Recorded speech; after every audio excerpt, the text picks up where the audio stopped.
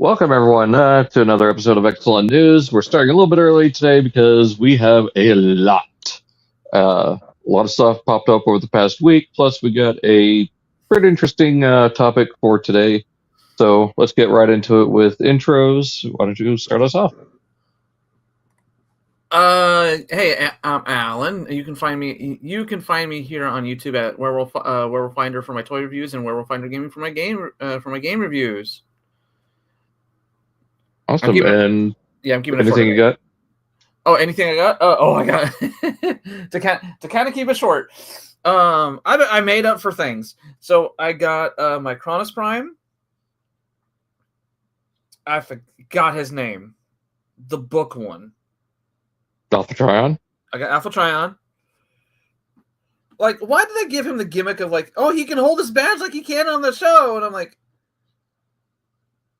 cool. They could have used that part space for something else. I mean, it's literally just one part. It's not like it's a complex accessory. No, but like they could like, but it just makes sense. Of, like, he can hold his badge. I'm like, and I'm looking, and I did it once. I'm like, cool. I made him hold his badge. Well, it's a historically significant part of the lore with him. You mean the lore is constantly changing? Well, I mean, for the cartoon. Let's see, who else did I get? I got Red Alert. I finally got him. Which is kind of, it's like so weird because like I have both Red Alerts from Armada, right? Mm-hmm. Bruh, that's that damn. It's definitely a case of like, don't talk to me and my son ever again. Yeah. It's definitely shrunk over the past 20 years. Oh God, yes. Let's see. I can't remember his name. Gray jet that gets put into the back of Superion's leg. Skydive? I think so. Lightning bolts in the wings? Yeah, skydive. Yeah, I got skydive, did the whole thing of plugging it into the back of the wing, into the back of the leg, and oh fuck, I hate this. Yeah, they should have made the leg pieces thinner, kind of like what they're doing with Bruticus. Not as thin, but thinner.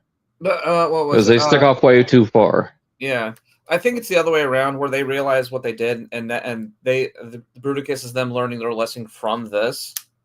In a slightly wrong way, but we'll cover that because you haven't gotten a chance to talk about Bruticus yet. Oh no, yeah, that's different. I'm still 2 more pieces away from completing my Superion. Yeah, you just need a slingshot and air raid, huh? Yeah, the one more leg of the other arm and the other leg, and then I'm done. And as soon as I got that one done, I have Bruticus like poking his head around the corner, like, "Hey, I'm coming." Which is kind of funny because like people are starting to pick up brawls and blast off. Yeah, because of them dumping for the Christmas holidays. Like, oh, yay! And ironically, the biggest purchase out of all of them is actually a big convoy. Mister with his mammoth butt cannon, his ass blaster.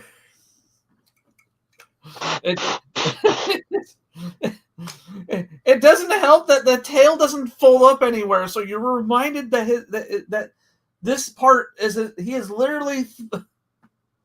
Unlike the Kingdom Rhinox, big convoy can remind you of that very weird scene in Beast Wars. Yeah, oh my god, I have had that song. I've had that scene on repeat in my head because of this guy. And what's that overtuned bass sound? The brrr. I just have that. That's the noise it makes when he fires it off every single time in my head. I can't. I know it's a trope from the Beast Wars era of a lot of like weapons and hands being from what did TJ call it? Postus Manus, I think it was. Well, that's where the hands become the rear, but yeah. And Potus Manus. Yeah, Potus Manus.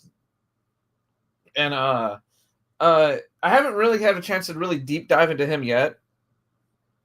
But I mean, he's a shell former, but he does the shell forming pretty good. How's his weight? Like, is he hefty? Does he have weight to him? He feels solid, yes. Oh, you don't have him? No, I don't have him yet. Okay. But I checked my local Walmart yesterday, and they didn't have anything. So we're gonna look at another Walmart later today when we do our Christmas dinner shopping. I always find it kind of weird when I find certain toys before you, and you have like a whole I have like 20 new figures. I was like, I got one new figure, and it's somehow it's one that you didn't get yet. I always find it weird how that always plays out. Great. But I'm trying to how the turns have tabled. Yeah, yeah. The cannon itself is big. Like it's big cannon. That's what it's called. Oh, is that literally its name? Is this my big cannon? It's literally just called Big Cannon. Man, we have a plethora of stuff in the lore and stuff. Like you can call this like Super Matrix Energon Blaster of Doom. Nah, it's just my big gun. No, the Matrix Cannon, I have a feeling DNA will make separately. Yeah, since they canceled the Encore release of it. Real quick, Daniel says last week he got Twin Mill. He saw one of the leader. He saw Razor Claw at his local Walmart. Yeah. I cannot wait for Razor Claw. That's such a beautiful color scheme. Oh, I saw him. Like I could only grab one. Like both Razor Claw and Big Convoy were on the shelf. Like they just cracked open the case, and yeah, it was a toss up. And I was like, and my logic went with Razor Claw is just a repaint, but Big is just a repaint. So I already have the mold. But he can wait. Yeah, he can wait. Let's grab the one. Let's grab the new tentacle new guy. Even though seeing that color scheme in person was like, I had to bite my lip because it was ooh. Yeah, DNA needs to put out that upgrade in the Razor Claw colors because that's the only way I would use that helmet. Either that or some 3D printed version of the helmet. Okay, so do you have the OG Big Convoy? Yes, I have the Encore release, and then I have the Encore Lucky Draw colors. Okay, so imagine Big Convoy, but with posability. I mean, he's still really posable, the original. I mean, like with modern posability. It's pretty close. Despite how chunky he is very posable. Let's see. I'm trying to put my thoughts into words. So it's like the only thing he's missing is ankle tilt, I believe, and wrist swivel. And this one has ankle tilts and wrist swivel, and ankle tilts and wrist swivels, and a waist. I think the original has a waist too. Yeah, he does because you have to rotate his legs in order to do the mammoth mode. What is it? I never messed with the original, so I'm just trying to put it into words. It's such a fun robot mode. I hope this new mold they do some of the other color schemes. What is it? I also noticed that his shoulders are asymmetric, color wise. I did not know that. Yep. Oh, his forearms too. His forearms are. Yo, hold up. No, the forearms are asymmetrical in general. Like they. Yeah, both arms are completely asymmetrical. Ah. And did you notice some of the kind of like truck-esque details on the chest and inside the torso? The what? Like if you open up his chest, you can see a grill, like a truck grill, under his abs, and then he's got those little spots on his upper torso that look like the marker lights. I'm doing it right now. Yeah. Oh, the inside of his chest is detailed. The inside of his not just the place where the matrix sits, but like the little part that comes down. Even that's detailed inside. Mm-hmm. But overall, I transformed him a few times. He does the shell former thing very well. I kind of want to. I kind of want to say like this is how we should be doing shell formers from now on. But at the same time, I know he's based off of a pre-existing figure. And I know, they don't want to do shell formers as much as they want to back in the day. But no, yeah, he's for someone who's never messed with the OG and has only looked at him in pictures, pretty good. I I get the very sense of the one-man army from him, from all the stuff. Yeah, with all of his accessories and built-in weapons. Yeah, because you can make his big stomper, like his forelegs are his hip skirts. Yeah, are blues compatible. Yeah, they're blues. Not only are they blues compatible, but they have additional like little things. Yeah, the little mammoth Harkins. Well, I mean, my brain instantly looks at them and kind of looks like they look like thrusters, like something like meant to be on a backpack. But you can easily like imagine. But that's my imagination, you know. But yeah, it can easily look like blasters on the bottom of the feet. They're blue. There's 5 of them, but only the one in the center is blues compatible. What is it? We have these Tonfa things in his Daniel, we'll get to that. What is it? it? You know, everything that we talk about is in the show notes. It's in the description, dude. Yeah, I don't know. I don't know what they are, and I already threw away the instructions. But there's like these little Tonfas and like the parts that can fold out on his arms. Mm-hmm. I mean, those I don't know if they're blasters or if they're meant to be melee weapons. But if they're meant to be, they're melee weapons. Bruh, no, they're blasters. These things are way too short to be. They're supposed to be melee weapons. Yeah, because like when they're just sticking out, yeah, you can kind of see that they're melee weapons, but then when you actually close up the panel, like they barely stick out past his fists. barely. Yeah. It's like it's so barely. You might as well just consider it a mini blaster. They honestly should have put that on a slider, like to where it extends out a little bit. Yeah, because that's one limitation of having it in such a small, confined forearm. Yeah. So maybe DNA or someone can make an extending one. Yeah. But one thing you can do to kind of make up for that is you can take the tusks off and put them put them on where that was. It's like, okay, that's a good way to kind of make up for that. Imagine Nemesis Universe 2003 Nemesis Prime with those Energon covered tusks. Ooh. And they could easily get around the whole bloody tusks thing by either making the blood either purple or pink. Oh, just purple. Make it Energon. or pink, like Autobot Energon. Like, yeah. But now this is like I have still yet to get Leo Prime. And this after having him and Magnetron, it makes me really want to go back and pick up Leo Prime. Try to get the Tockar release, the 40th Select one. Yeah, because that's going to be just the better overall version of Lyle Convoy. It's anime accurate, beautiful paint job. I mean, I've got a review on it. Shameless plug. But it money's the big issue right there because like Leo Prime's like on sale everywhere. You can pick them up for like $20-ish new on like Amazon. But if it depends on the price. It really depends on the price. I managed to get these guys. I managed to get these suckers because they had a sale at Target. Oh wow!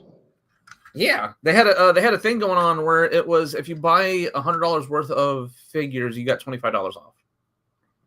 So you got them for $75. Yep, that's why out of nowhere I got my Cronus, Alpha Trion, and the other 2 guys was because like that sale was going on, and I'm sitting there going, I don't have a bunch of these figures. It's time to play some catch up. Well, I'm glad you mustered up the strength to do that. Oh, it's well, I'm also. Oh man, it didn't land. It didn't land.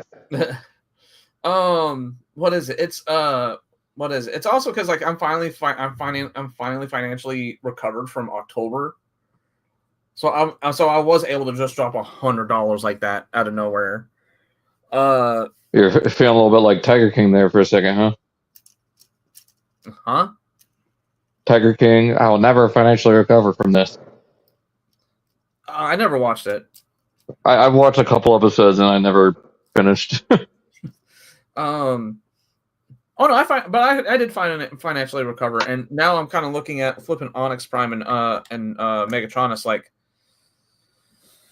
please don't do a Nova Prime like they did last year, where out of nowhere, like around Christmas, you'll just out of stock everywhere, and then I can only find you at like stupid markup prices and like on eBay. Right. Meanwhile, you're sitting there like Rampage trying to beckon Transmute to like, come to me, come. Onyx Prime and Megatronus are definitely the next ones on my get list. They're great. I'm gonna do a. I think with the next couple days off that I have before Christmas, I'm gonna try to record my. I want to do a TF 25 of 25, and I think that'll be the last TF number. End it on 25, and then just stick to 10 and 5 or whatever. Yeah. Then on, but is that all you got this week? Or the past month? I think so. Yes. That's all I've gotten. I guess all I've probably got Macronis. No, yeah, that's it. All right. Well, as far as stuff that you can find me everywhere at Daltonian95. And as far as stuff that I got, I can't remember if I said last episode, but there was a sale on Toy Hacks for Black Friday, and I ordered the Gigastorm conversion set to turn Age of the Primes or Triptychon into Gigastorm. So that's a slow work in progress. I need to get the secondary add-on set. I've already got Giga Scouter completed. So need to finish working on Triptychon or on the rest of Gigastorm because there's a lot. Those Titan sticker sets do not F around. Like I remember doing this. I remember doing the sticker set for Triptychon. Jesus, that was a project. Like yeah. It was like one day I did a leg, one day I did the body. I'm trying to knock out all the camouflage bits, and that's a hard thing to do because there's no like clear outline on those sticker sheets for those. Yeah, because it's all just camo color. And then trying to figure out where they go on his dorsal plates is the hard part. But other than that, I got Quintus Prime and I got Quick Strike. I got the 2 Qs of the wave. That's how you both review Quick Strike. I love Quick Strike. Easily one of my favorite deluxes I've gotten this year. Probably one of my favorite figures from Age of the Primes. And he's Quick Strike. He's a boob. Oh, send the boob in first. What was it? Like I saw someone else's review of Quick Strike, and probably Toy Guy. Yeah, probably Toy Guy. And man, he's really like risen in like content over the past like year plus, hasn't he? Oh yeah.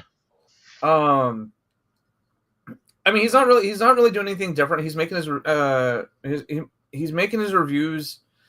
I think what it is that he kind of went back to OG Transformer reviewer days back in like when oh my god, aging myself here really fast. Like he reminds me of when the big boom of Transformers reviews kicked off on YouTube, like in 07, 08, 09. That's basically the format he's sticking to. And well, I mean, that's kind of how I've always done mine too. I'm more like Pia in that sense. Well, like we're just straightforward, whereas he's doing the good editing and yeah, and he's also getting stuff on time / early, legally. Legally, yes, legally. And looking at you, PvP. Mm-hmm. God, it still irks me that he gets everything illegally, right? And somehow he's allegedly. We don't know for sure. I don't want to defame anybody, but it just seems sketchy. It seems really sketchy when you want to tease everybody for so long that hey, yeah, I have 40th anniversary hot rod. Yeah, or I have what was it? I have a Studio Series Megs. Here's all I'm going to make all my bots in the next like 2 reviews have as accessories. Mm-hmm. Because like it's okay. That's a tangent for another day. I don't want to. No. Yeah, we got a lot to go through as it is. Yeah, I'm trying not to go off. I'm trying not to go off on thing here. But yeah, no. Toy Guy's been pretty good. Like I don't know why I watch all his stuff. I'm not subbed to him. Like what the hell am I doing? You better fix that and subscribe to him. I'm subscribed to him and Perspective End. Even though I don't always agree with Perspective End, I still find his videos entertaining. I don't even know who that is. The one who, for the longest time, was saying that Megatron would be retooled for Megatronus. I still don't know who that is. Yeah, well, I'll show you his video. I could have swore I showed you one of his videos before. Anyways, I guess we'll go ahead and move on to topics then, if that's everything. Yeah. So we're gonna start off on kind of a somber note, because over the past couple of weeks we've lost a lot of celebrities we grew up with. One that hit me pretty hard was Jeff Garcia passing away. And then we also lost Jim Ward, who, if you're a fan of Nickelodeon as well, was the voice of Doug Dimmadome and Chet You Betcha. Oh, I didn't know he voiced. I did not know he voiced anything in Transformers. Yeah, so he was Perceptor only in the game, and well, games I should say, because it's this here All-Star Batron and Rise of the Dark Spark. Deltron Run, Teltron Alpha, Ground Soldier, Devastation. I guess he did a few other voices, but and we can't. We'll say notable roles, because like a lot of media has a lot of voice actors, especially like Frank Welker, Jim Ward, and all that. They'll come in and they'll just do random voice lines for people in the background or background noise and stuff like that. Yeah, like I think like Frank Welker's like additional voices role is like in the hundreds. Oh yeah, or just animal sound effects too. Yeah. Oh god, animal sound effects. I don't want to look at that number. But that's that sucks though. I did not know. Yeah, I'm just now finding out about this. Like I knew he like the big news was like the voice of Doug Dimmadome died, and I was like, oh, yeah, but no, he didn't. I did not know he did anything Transformers. That sucks. Yeah. So may he rest peacefully, along with Gil Gerard, the voice of Megatronus in RID. I know he was on a lot of other stuff too. Titular Hero 1979 sci-fi series Buck Rogers. So he was Buck Rogers. He looks like if you just show me this picture of him, right? I say like, oh man, he looks like he's in his like late 60s at best. Dude's 82, and I'm like, yeah, dude took care of himself. Well, him and someone else who we will celebrate a big milestone for. Dick Van Dyke hit his 100th birthday just a few days ago. Oh, he already hit 100? He's still full of energy. Oh yeah, there's like what? This even from like a few years ago, TikToks of him on Broadway dancing, or even at Disney. Yeah, like dude, like God bless the dude. He's still kicking. Well, and he says he's not sure how he's lasted so long, but he believes part of it is he never gets angry. Like he doesn't really have any hate towards anybody. There are some people who kind of irk him and annoy him, but he never gets truly angry. I mean, that's really true, because like, have you ever seen a person who's full of hate and they look youthful? They're always like, they always look ragged. They always look like they have seen some of the worst shit in their life. And it's just like, what, dude, what have you been doing with your life? I'm just angry at everything at all times. Like, oh, but how old are you? 25. Like, you look like you're 70. What the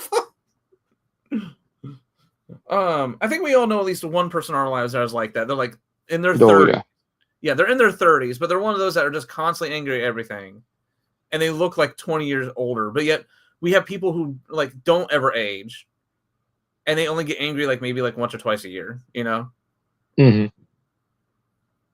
Yeah. Again, with Gil Gerard, may he, find peace in the afterlife. Reminds me, I still need to finish RID. Yeah, I need to go back and rewatch it. Other side of news, Botcon 2026 is taking place in Chicago. So looks like I'm visiting Chicago less than a year after visiting for TFCon. Wasn't that this time it's right? Yeah, July 10th to the 12th at the Renaissance Schaumburg Convention Center. Oh no, what's the name? I'm coming back, Martha. I'm back in the fucking building again. I don't remember that. Hold on, is it the same bill? Is it the same place? What? Where? Botcon. Is it the same place as TFCon Chicago? No, it's a different convention center. I was just gonna say that would have been fucking hilarious. It would have been, but no.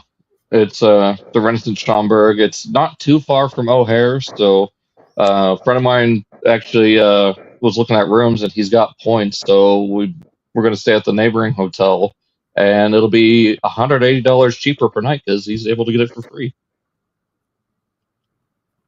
because of the points that he has. So saves me quite a bit of money for a hotel room. Yeah. So yeah. It looks like a big part of it's going to be the celebration of the 40th anniversary of Transformers the movie. So expect guests from both that and probably Beast Wars 30th anniversary, which kind of leads us into the next convention news. Well, part of it, which RID is also celebrating its 25th anniversary. So we got Steve Kramer, the voice of Cerebros and Rev from RID 2001. Oh my god! I'm getting old. Yeah, I feel like that clip from ASDF movie. What did you get for your birthday? I got older. Oh, because okay. So this is not just towards you, Dalton, but this is to everybody who's watching and everybody who can clip this. But we're now fixing to hit rapid fire 25th anniversaries of everything in the from the early 2000s. Yep. So either it's going to be every year or every other year it's going to be its 25th anniversary. So expect a lot of Armada stuff in a couple of years. Yup. And I can't wait. Like I legit can't wait. Like I was super excited when Armada first came out, and now I can't wait for the anniversary stuff to come. Hasbro, right now you've got a chance to design some amazing new updates for Cyclonus, Demolisher, Smokescreen, Hoist, Scavenger. So many. Dude, a modern Hoist. Not Hoist. Yes, no, Smokescreen. A modern Smokescreen would go so hard. Mm-hmm. Do it. More ID. We got Wally Wingert, voice of Mirage and Sideburn from RID, also attending TFCon LA. What is that name? Lot of RID voices going to be there this year. Why does Wally Wingert sound so familiar? Like that. Let's. I don't know. Also, Dan Woren, voice of Crosswise, and Roy Fokker in Robotech. Man, flipping like RAD had a metric ton of like one-off voice actors. Oh yeah, like Joe Ochman. I want to say Ochman, the voice of Hightower, is also attending TFCon LA. Is this our RID flipping like reunion? It looks like a 25th anniversary because they've got Neil Kaplan and the voice of Megatron there too. Yo. Peter Lurie, voice of Slapper. Okay, now that sounds familiar. That's ringing some. You're probably also thinking of Hugh Lurie. Oh my god. Crashbox, flipping memory unlocked. Oh my god. Also Wally Wingert. Yeah, he gets around. Oh, he's the current voice actor of Riddler in the Arkham series. Oh. Yeah. Going back and looking at some things because again that name is like really familiar. Also, for celebrating the 30th anniversary of Beast Wars, Lee Tockar, voice of Ravage, is going to be there. And for the Bionicle fans out there, the voice of Makuta Pterodax.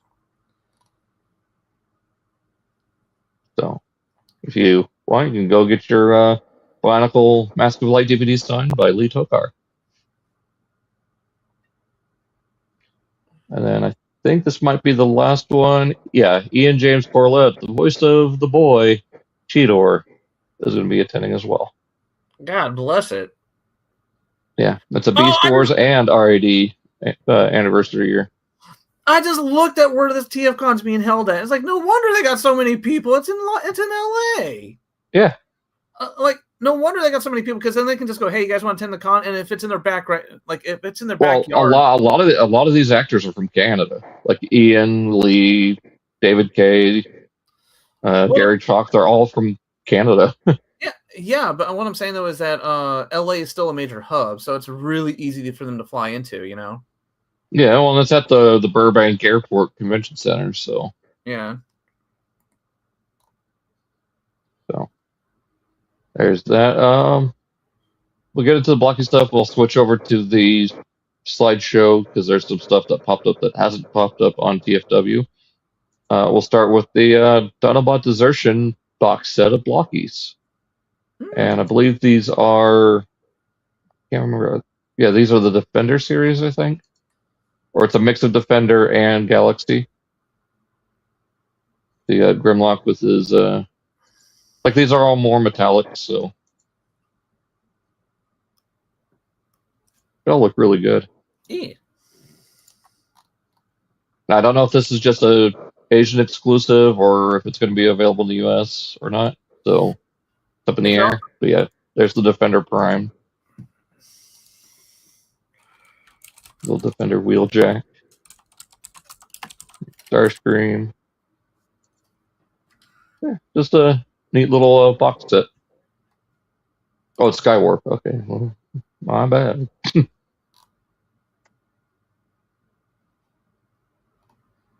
What are your thoughts on this?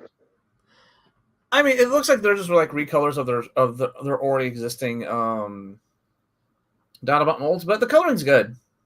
Mm-hmm. Yeah, it kind of gives me that toy vibe for them, at least.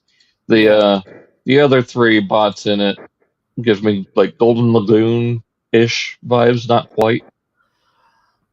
This just screams to me we need a few more people to fill out the wave, and we have to pad out the budget.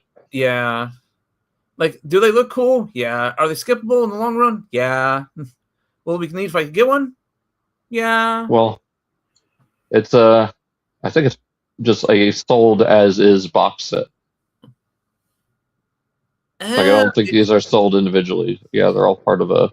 Oh yeah, then that is definitely we need to fill out the set. We need to fill out the budget. I'm surprised they didn't do any Dino robot modes, but I guess they want to just keep them as the dinosaurs. So, yeah, a little bit odd. Because like let's be fair here. Like, I can understand Optimus, I can understand Wheeljack, right? But Skywarp. Why Sky, like specifically Skywarp? Like, yeah, you guys are literally just padding up the box. Okay. Yeah. They're I'm guessing a lot of them were tied to the same sprues. Factory line. I don't think so. I mean, I can see it, but yeah, that's padding out the budget if I've ever seen it. Because like, why Skywarp? Why him out of all out of all of them? Yeah. Oof. Next thing, well, actually, we'll save that for next.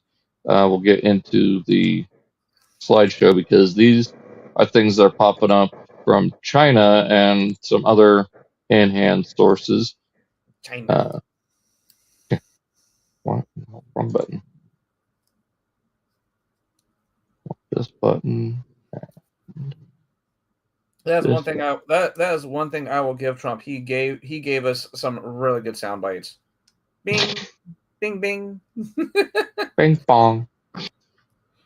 Oh, I've heard the remixes of just the bing bong, and it's like, oh, that's.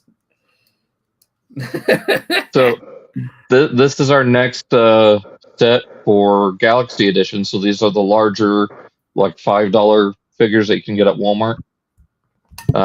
This is Series 9, and it's called Darkest Hour.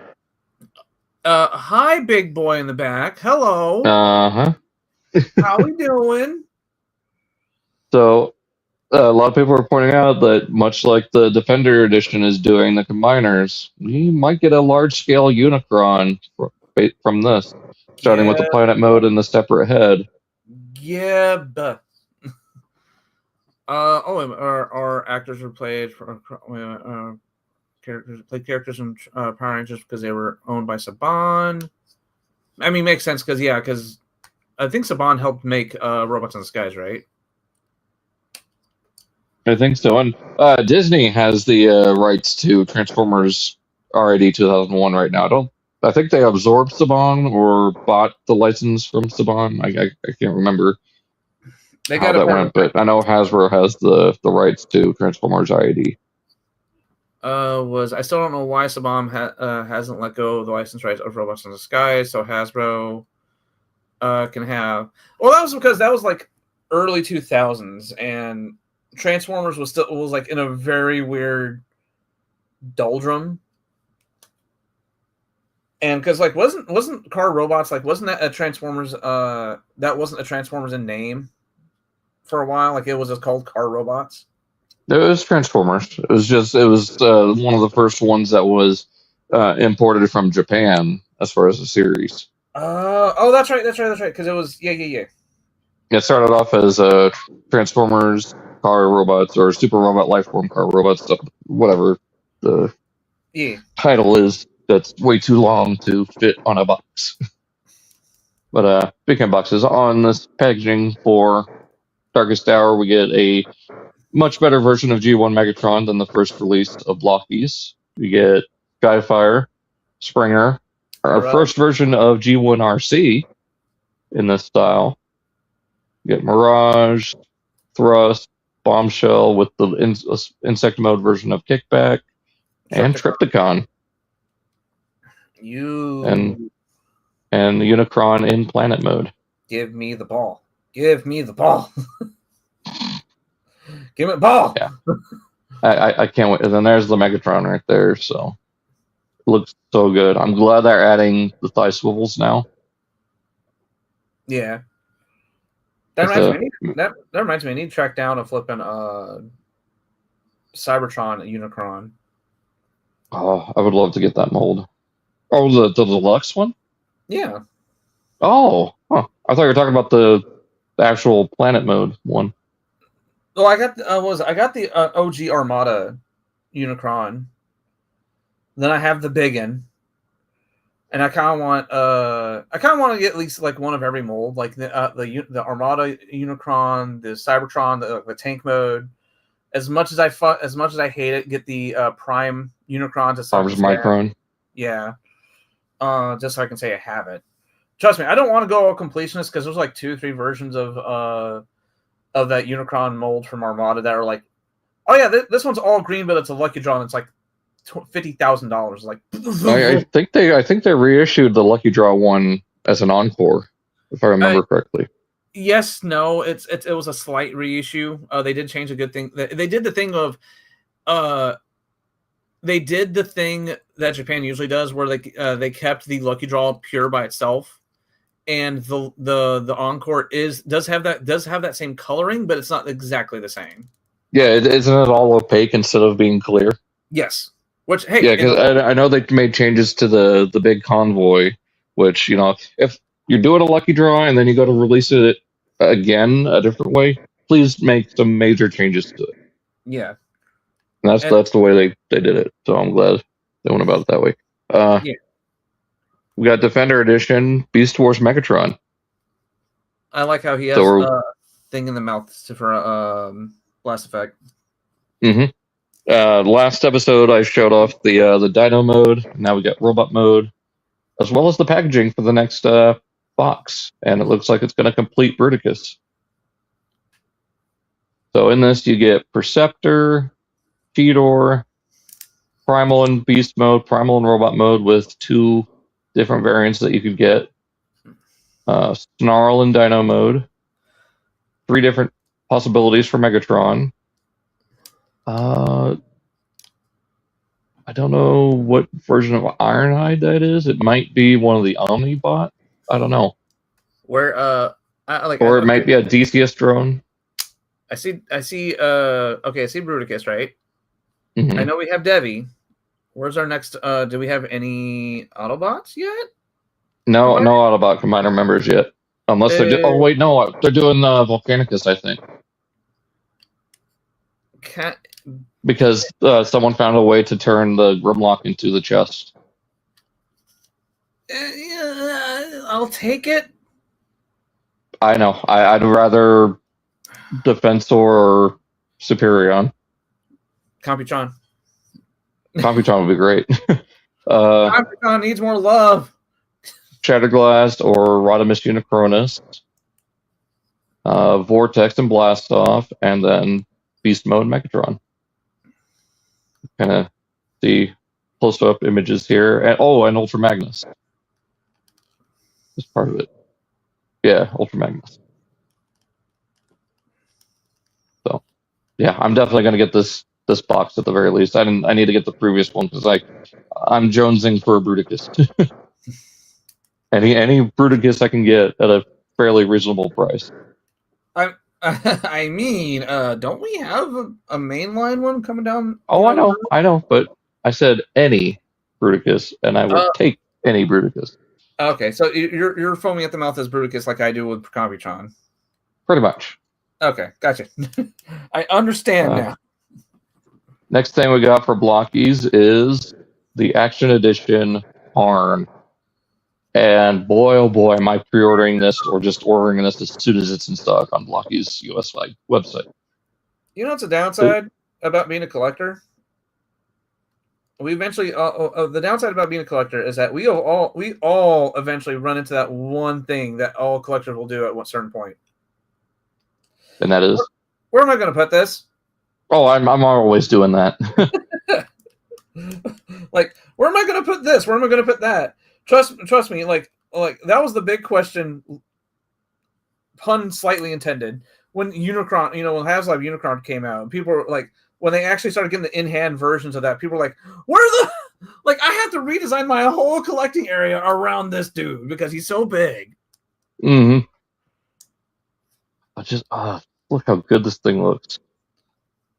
I kind of have an area for the bigger Blokees. Oh, he actually takes his mask off.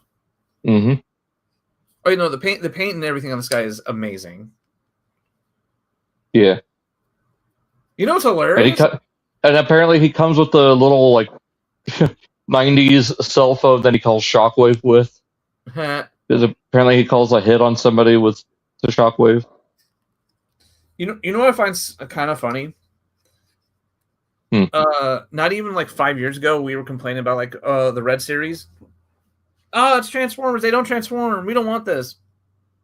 Blokees does the exact same thing, but I think what it is that they're painting, they're detailing. Well, that and their model kits, you do something with it still. Yeah, even the blind box, even the blind box stuff is still you still have to put it together. Well, yeah. But another thing is the Red series was just bad from the get-go. Terrible plastic quality. Figures would warp and their legs would bow out all weird. The joints were gummy. Ew. It was not a good design choice. If you're gonna do figures for Marvel Legends style figures for Transformers, keep it to the human characters. I'd rather have a 6-inch scale version of Spike and Carly, or Dr. Arkeville, or Kicker, anyone from Transformers that's a human, over a Transformers character the size of a Marvel Legends figure. Give us a Kicker. Kicker would be awesome. We'll get into that when we get into the tier list, but because I know that I don't know if it was released in the States, but I know there was a Kicker 6/6 figure. It was. I believe it was just released. And he was such a big part of the show. It's why don't we see more of him? Because people just tend to not to like him because of his personality, at least in the American dub. But sticking to Tarn, he comes with Nickel. And this leads into one of the next things, but if I had a model kit of Tarn that came with a Nickel figure, I'd have 2 Nickels. Which isn't a lot, but it's weird that I haven't twice. Oh, it looks so good. And she looks adorable. And apparently she's the medic of the DJD. Oh. Just that pose right there. It's kind of recreating the IDW Megatron pose. Oh, that's just carrying aura with it right there. Like I'm fixing. Well, I mean, yeah, I mean it's just the same pose that you see that Alex Milne designed of Megatron doing a lot. Ow. Ow. Ow. Next thing we got, of course, is no, it's coming up soon. But people are getting in-hand images of AMK Pro Drift from Yolopark. Oh my god! And I'm groaning in the best way possible. It looks really good. Yeah, like the what is it? Basically the movie designs from Age of Extinction 4, where they try to make everything more streamlined. Yeah, it looks a lot better on screen, but the toys are a nightmare. But I think we're getting to that point now of now Yolopark is getting their hands on them, and now we have actual like really good toy representation of on-screen models, and it's just like, or even third-party companies like Toy Boy and Unique Toys. Yeah, we're finally getting to that point. Thank God. It only took us 10 years, but or in this case, 11.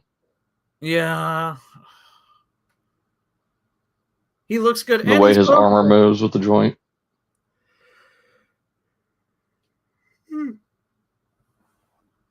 Can store on his back. Yep. All 4 of them can.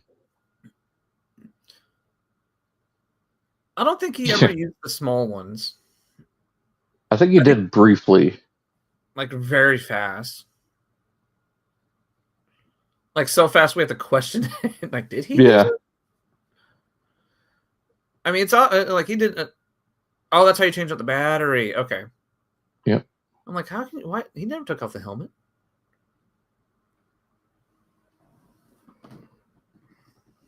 I like how they got around the Bugatti thing by just putting his name there instead of the Bugatti name.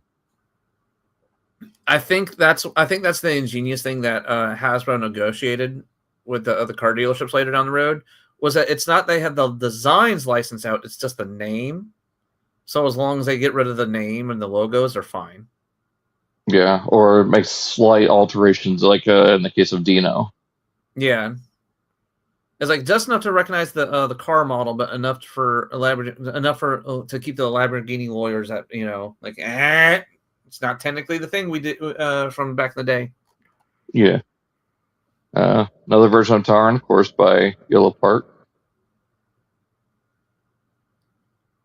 I love the more weather detail he has. Like he looks like he came off the comic book. I think we should have showed this one off first, then the other one. Yeah. Because this one is like, this one looks fine. Oh, you like the Blokees one a lot more? Yeah, oh my god, the Blokees won. Like that. I love them both, especially Nickel. Nickel looks better here than the Blokees one. She's got that more detailed look. All for little tools that she has. Oh, she stands on wheels. Yep, she's learning from ROTF Sideswipe. She turns into this weird, like, little rocket car thing. Yeah, the cannons light up, his eyes light up. What were you asking?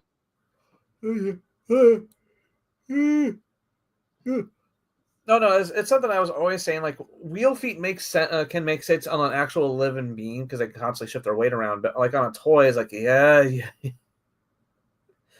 Just like make those wheels open up into feet. There you go. Yeah. Or put a little strut on the back of them. Yep. Or like the frame around it. If you want it to spin, just make them have like little bits come down. That's what you can tell. That's what they learned with flipping. What's the second mold of Sideswipe? The one that had all the guns. Sidearm. Yeah. Well, that's exactly what they did. They had like 2 little spokes come out, give them a foot, give them a toe and an ankle, instead of just one little like part of the car that's sticking off the back of the little foot with the initial release. Design correction in action. Yeah, there's Yolopark one. And we've got some more images here. These images, I think, look better. Just better lighting and everything. They're not taken in a dark room. I usually find it very kind of when you start taking pictures in a dark room. Now I can understand. I can understand if I can understand if you're taking pictures in a dark room and you're showing off the light up features, right? Yeah. So the light up features can be captured more on film. But if it's just generic, like your figure's already dark, like we need a bright room to really see it, to really appreciate it. Yeah. This one looks like more like the Cyberverse coloring rather than the IDW coloring. Or the Legacy standard release. Yeah. Rise of the Beast RC is getting a AMK Pro figure. So finally. Yeah, this looks super good. Like she's a perfect example of how they were trying to streamline the figure, the designs, right? She's got the visor. Yeah, because like realistically, in the universe of the movies, they can assume these forms. In fact, they actually show the philosophy of they can control how they transform because her wheels are stored on her back, but yet you see her multiple times. Make them travel down her body into her ankles so she can skate with them. Like that. Yeah, speaking of which. Yeah. Very much like Cappy in Robots. Yeah. So it Yolopark and the other people are doing a service by giving us these figures. I love her guns. They remind me of the Maulers from Halo 3. Yeah. Yeah. I knew which ones you're talking about. Oh my God! Why do you have to say that? That was like one of the remembering the Maulers was like one of the first ever buffs and corrections I've ever was part of a video game before. The Maulers and the Spikers. Oh no, it was the Maulers because the Maulers in Halo 3, they didn't receive a buff or a debuff, but what they did is that they because for those who don't know or are too young to remember, Halo was a game of skill. Like it was all about gun placement and where the guns were and tactics. It wasn't just about how high level your gun is or your character or your perks were like they are now. It was a case of like there was 2 Maulers on the map, you can akimbo them, and when you did, you can one-shot everybody on the map as long as you got close. And the developers recognized that, and they're like, okay, we realize that this is toxic, so they took one Mauler off the map, and they put the one Mauler in the center of the map, and it was just became a fight over it. Yeah, I mean, same with like the sniper rifle or the sword, the rocket launcher, or the sword. Yeah, the Spartan laser was similar. Oh my! Memories! The memories! I know. I miss playing on the OG Xbox, but I got my Xbox One S running again, and I was playing Halo Reach the other day. Oh, it's so sad. Almost cried. They don't make stories like that anymore. Nope. Oh no, correction. They do make stories like that, but they're just not good. No, they're 80+ hour games. Yeah, whereas Halo Reach is what, like a 4 or 5 hour game? If you don't know what you're doing, it could be 6 to 7 hours. If you know what you're doing, it could be 3 to 4 hours. And on the hardest difficulty, I think if you don't know what you're doing, you can extend it to 10 hours because of, all the fails you're going to be doing. Oh, especially with the needle rifles. And Jackals. Oh god, yeah. Just the random thoop. How'd I die? Thoop. That's just one big complaint. It's like every game now has to be an 80-hour epic adventure, open world. Man, give me my. Well, see, I did like that about Infinite. I did love the open world aspect of Halo Infinite. No, I'm just saying in general. Like I know. Every game has to be open world now. It's like, thank you, fucking Ubisoft, for showing us that was doable. Because it was thanks to them and Assassin's Creed that it could be profitable. Anyway. Yeah. Flame Toys, G1 style Bumblebee instead of the weird stylized one they did a few years ago. Where's one of those little potty favor little, you know. Right. He does get the battle mask like the G1 toy. I repeat, it's neat. It's neat. Okay, now getting to... Yeah, for G1 heads, cool on you, but yeah, just... Now, what about stylized G1, like 3-0 MDLX Ramjet here? Oh, the Seekers in general have been making me perk up because, like, it's like, ooh, how can I say it? It's like finding out. How can I say this? Like, anytime they have a pseudo stylized or updated G1 design, it's like finding out there's a different way to make your favorite sandwich. Yeah, your favorite sandwich that you grew tired of, I should say. Let's put it like that. Like, so like you can find out, like, you say like your favorite sandwich was like just a standard ham and cheese, right? But you found out like you were using like the standard like store brand ham and American cheese, but then you started tinkering with like more fancier cheeses, more like actual deli cut ham. Huh? Smoked Gouda. Yeah, smoked Gouda. And then you or like actual deli sliced, fresh deli sliced hams and fancier meats, and like you still have that ham sandwich, but now you kind of touched it, now you pumped it up the Oh, hey, look, there's my Devastator gun. I was looking for this for like a day and a half. Random. It's almost like I have ADHD. I don't know what ADHD is, but my doctor says I got 80 of them. Because I was looking over here, big convoy, and I just see the purple like end just sticking out of it. It's like, why does that look like Tarn's gun? And I pull it out, it's a Devastator's gun. It's like, oh, I was messing with Devastator like a couple days ago. That's what happened to that. Okay. Attention deficit. Hey, donut. Yeah, exactly. I shouldn't be anymore. Hey, look, hey, donut. Yeah, I've actually been like, when I went to Dallas a few times, I come across the MDLX Thundercracker a few times. And I'm looking at it sideways, kind of going, maybe. They do look good, but it's just one of those things it doesn't quite call to me. Yeah, it's like if money and space weren't an issue, maybe. So, but I can admire it, but still skip it. What is it? It's this would definitely probably be a case of if we wanted to pick something up from the MDLX 3.0 line that's more stylized to help mitigate our tendencies, is to find the one figure that's just a one-off, right? They're not part of any group. They don't have any other like brothers or sisters or relatives in the like Sideswipe and Sunstreaker. It's just you can buy just that one figure and be good. That way you're not tempted to be like, well, I bought a Ramjet. Oh, so you're in case, Jazz. Yeah, that's actually a great example. That's a great example.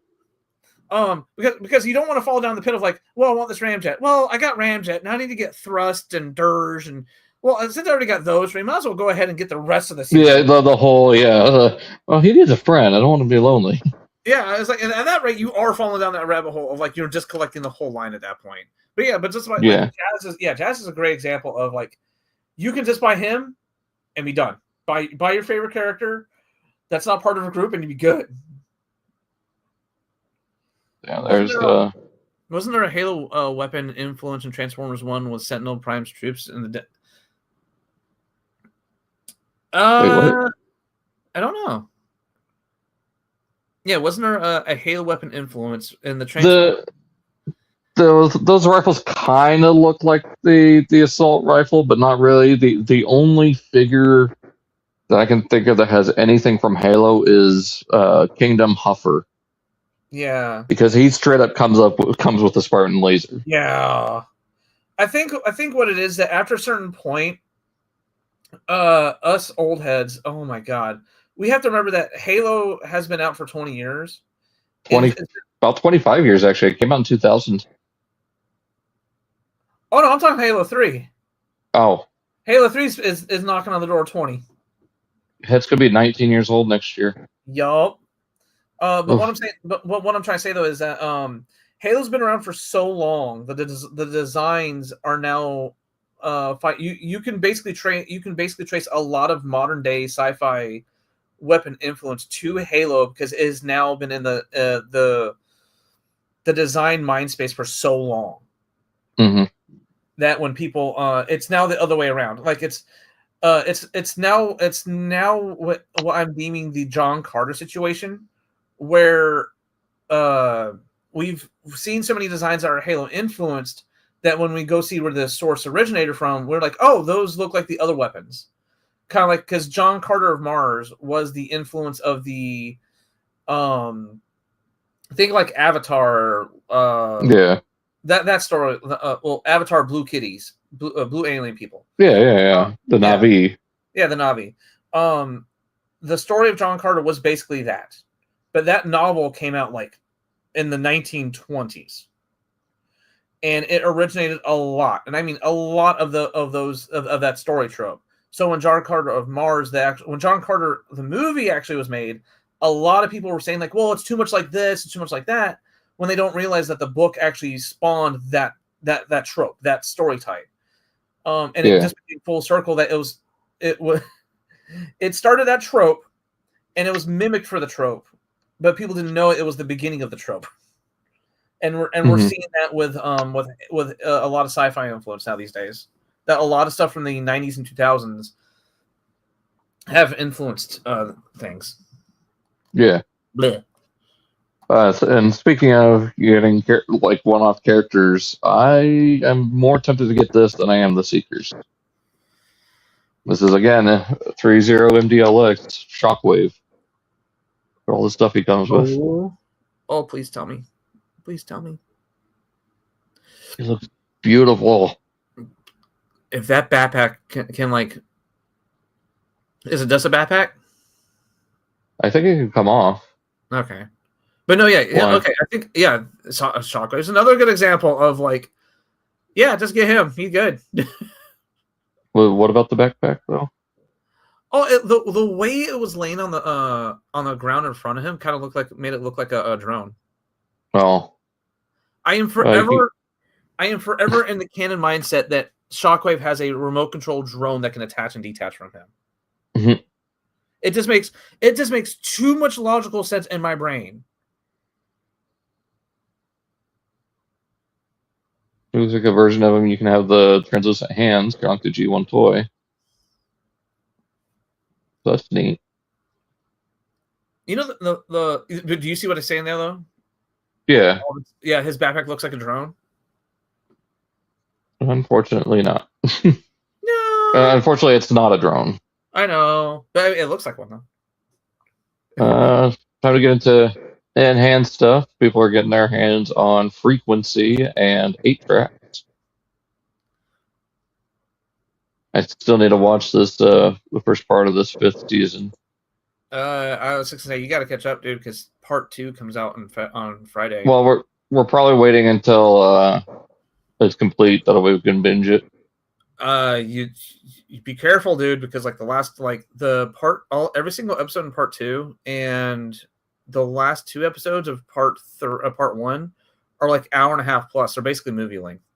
Oh, I know. I'm well aware. That'd be a case of like you guys would have to start like, okay, it's lunchtime. Are we doing anything else for this? Well, the problem is we don't have Netflix right now. We're waiting till it's all out, the way we can watch it in a shorter time frame instead of paying for 2 months. Huh? I was gonna say I'm trying to do the Pirates of the Caribbean theme. Oh, well, we'll wait. We'll just pay the 1 month and watch it all within a couple weeks. Double check right now what kind of specials they have, because I know Hulu and Xbox Game Pass are doing specials for the holidays. Like, what was it like? There was an Xbox Game Pass special for Ultimate. You can join for 2 months for like $2. I might check that out because I've been wanting to play. Speaking of pirates, I've been wanting to play Sea of Thieves again. I haven't played that in a while. Or just outright buy it, because that's what I'm thinking about doing. Is just paying the $40 to just have it.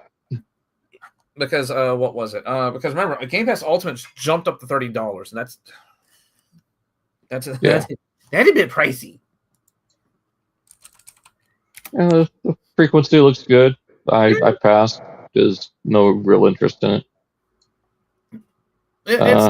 If I like, I like Stranger Things, and I had the other dude, the pizza truck, and it was fine. Like, it was more meant for the cross pollination of like, hey, do you like Stranger Things? Yeah. Do you like Transformers? Kinda. Well, here you go. Oh, yeah. It's it's definitely more for the cross pollination rather than the actual diehards. Oh yeah, I heard he's getting he's getting in hand. This is the studio series, right? Yep, and this was from your favorite reviewer. No. I'm bummed they didn't include a removable cloak. Like, he should have came with a soft goods cape. The hand pointing to the tail. Just the hand pointing to the tail. Like, look at that. Yeah. Look at this. If it's just a soft cape, we know someone's gonna make an upgrade kit for it, or you could even just go to a Walmart and get a fabric cape. Yeah. Oh, dude, save your money. Go buy a secondhand disc of Sea of Thieves. Because remember, all the updates. My Series S doesn't take this. Oh, well, shit. Yeah, slight problem there. I didn't. I heard Xbox One, so I was like, oh, okay. Well, I have a One. I also have an S. I was playing Halo on my One because since I don't have Ultimate, I don't have the Master Chief Collection on my S. Fair.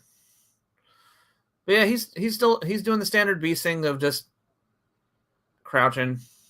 Yep. The colors look nice. I like how the colors look nice. I do like the battle damage part of it, and I do like the moss. That's the more important part. Yeah, I kind of. Whereas the Prime Changer release had pristine. Yeah, it basically, you can definitely see the in his prime versus him all. I just woke up from almost decaying to death, Mm-hmm. So there's it actually gives you motivation to get both. But at the same time, it's like, dude, like, they could have done so much better with him. Yeah, they kind of did him dirty. Especially no ankle tilt, no wrist swivel. Yeah. I mean, yeah, he looks like he does in the movie, but, like, this, I think, like, hot take, this is one of the few times where I would want the painted up battle damage. Yeah. I think this is one of the few times you can actually excuse it. Just do a full black wash on it. Yeah. Because he looks too, like, in the movie, he's so battered and old, but the toy looks so, like, yeah, you have quote-unquote battle damage, but you still look new. Give me this. Give me this. Yeah, dude. I cannot wait for this figure. Like, I've already been hyped enough as it is for this dude, right? But then now reviewers are starting to get reviewers are starting to get their hands on him. And the display case, I think his name was Display Case with Nate. I watched his review of it, and, like, bro, like, it's like the most toyetic Transformer we've gotten in a long, long time. Yeah, definitely up there as far as that. And then you can recreate the TF1 version of Amalgamous. I think that's intentional. weird base mode that someone made. it was Mark that did it. Oh, okay. See, like And I like how someone described those little eye things as like those can be their own drones. Reminds me of like the probe droid that Maul had floating around Mos Espa. Yeah. But then I do think it kind of sucks that his TCOG is his light piping. well, if you don't want to remove that TCOG, he does have a second one. I'm sorry, what? Yeah, he comes with two variations of the TCOG. The one that becomes his eye is more G1 or TF1 in design. Yeah. The other one right here is inspired by Transformers Prime. Oh, okay. I think there's a comparison here. Okay. Oh, okay. I saw Yeah. it. I saw it. Yeah. Bruh, like I can't wait for this dude. I'm gonna have so much fun with him. You gotta always recreate the Optimus Prime pose from '86. Oh, this is one of the few times of just like we forget that Transformers can be just toys. Yeah. And he is just like well, I'm trying to like put it like the best of words. Like sometimes we need to be reminded that Transformers are just toys, right? They're meant for kids. Mm-hmm. And this is a toy that reminds us that not only can they be for kids, but they're supposed to be fun as well. Yeah. Like look, he thinks he's a Cyberverse Shockwave. Shockwave's my kid. I know. We'll talk about it later. But like, I can also see like headcanon wise too. Like, he's the one who finds out how they can transform, and every time he transforms a vehicle mode, it's always something different. Yep, and then he uses that to play tricks on his brothers and sister. Yeah. Like, maybe today I want to be a monster. I'll just be a tank today. I can be I'll just be a handful of little guys. Someone at Tockar told me showing off the Delta Magnus, which I did put in a pre-order for. And I might keep that one as opposed to Ultra Magnus. I don't know yet. Because I actually do really like this color scheme on this mold better than Magnus.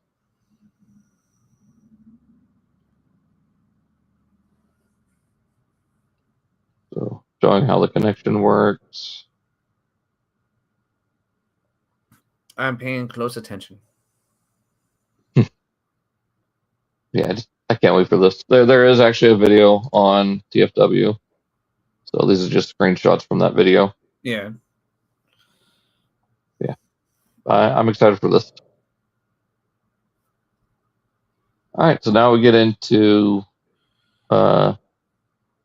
Magic Square. So a while back we looked at the stick shot that's going to be packaged with this. Now we're finally getting to look at the third version of Ultra Magnus from Magic Square. And this is their legend scale. And he looks really good. Like, super cartoon accurate. But how does it transform? Carefully. The truck mode looks awesome. It is fully functioning for trailer mode.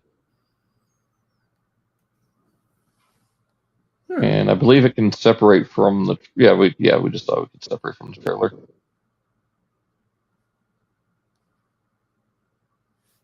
So yeah, there's that. And then just for a moment, switch back over to...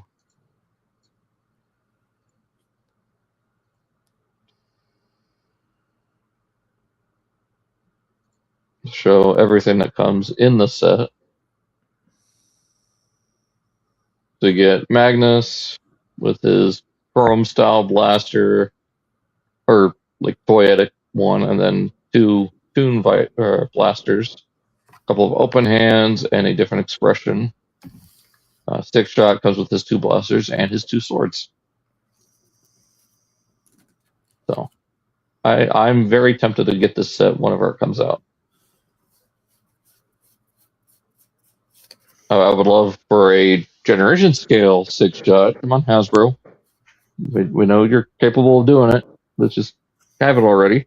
Commander class or HasLab. I'm willing to take either one. Don't give them make it happen.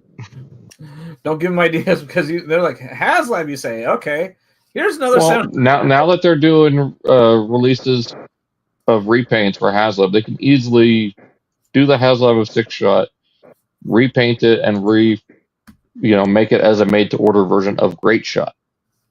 That's the only other repaint you would need of him. So that's as far as I'm willing to want from as a HasLab. So we got that. New Age is also doing a Legend Scale Sideswipe that they're calling Dick for some reason. I don't know why, but I guess that's his name. Hey, look at Johnson. Got his jetpack, blaster, two different molded hands, and three variations of the pile drivers, and his shoulder cannon. Great. Now I got the whole Johnson scene from both Austin Powers movies stuck in my head. And whose fault is that? You! How's it my fault? You brought it up. He looks good. Legend Scale, very Toon inspired. New Age has been killing it pretty well. So, Kang Toys. This is their generation scale version of Slug or Slag for their Dinobot. So, got a lot of blades.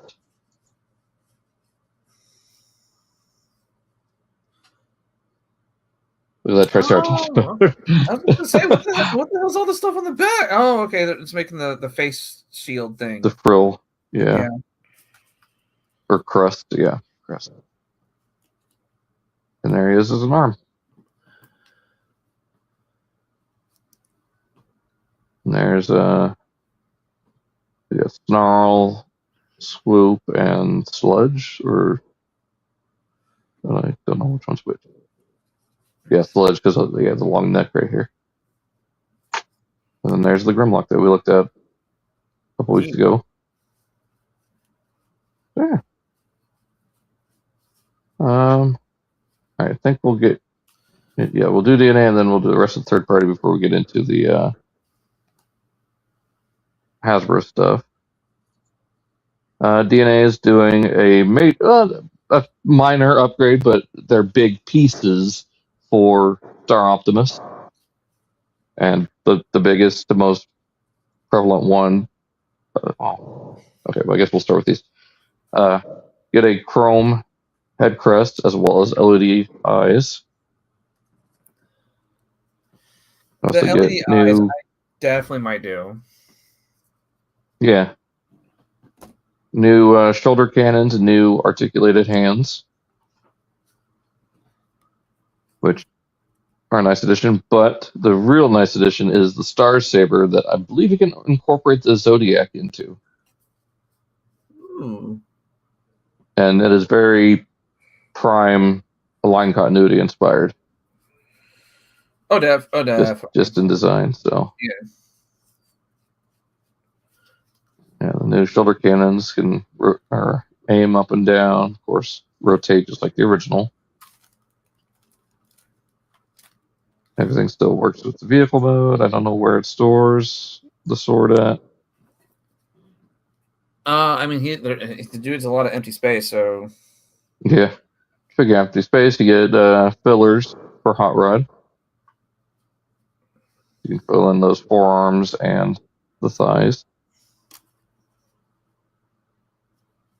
I'm just showing how everything integrates. So yeah, it's very, very minor upgrade. Not a lot of parts, but I think I got it on pre-order. I can't remember.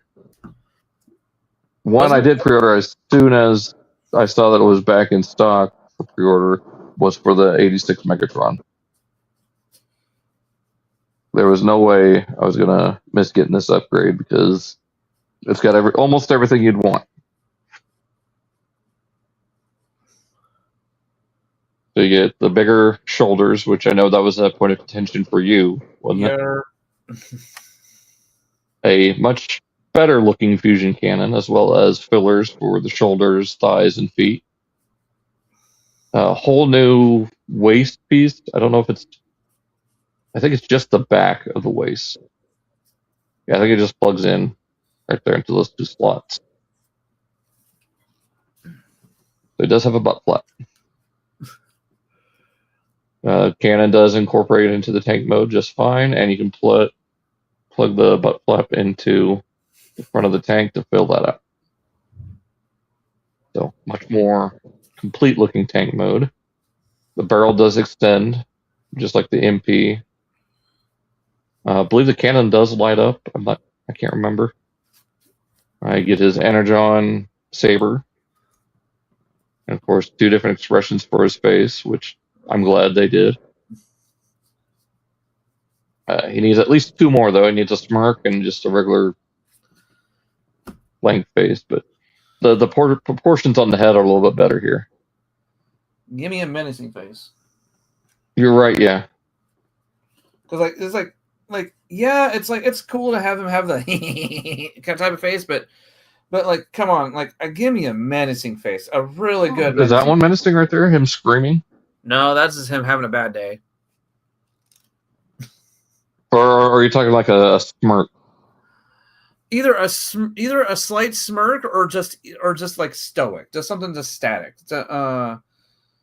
Or like right after he says such heroic nonsense, where he just got that stern, angry look on his face. Yeah, minus the battle damage, because I know a lot of people want that. No, I'm saying when he's on the Autobot shuttle right before he shoots Ironhide. Yeah, that face. Because like as much as a traditional Saturday morning cartoon villain he does have his moments, and it'd be nice to recreate some of those moments. Is just that I would like to have like certain I would like to have certain expressions that aren't just tied to just that, like, if we know he's capable of making X, face. Yeah.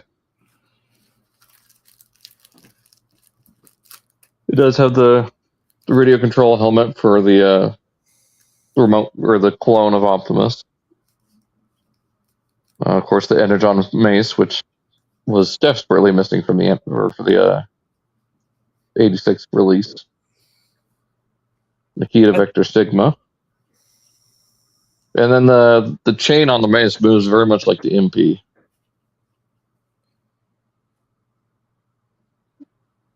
And you can also get a actual chain, loose chain version of it. Yeah. And then you could get just a standard release of just these if you don't want to get the full upgrade set. So if you're mostly satisfied and just want a new fusion cannon and the late Energon saber, there you go.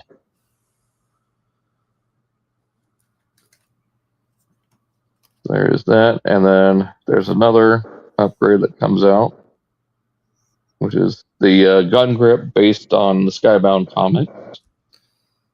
So they can have Megatron as a gun. There you go. Megatron is now a gun.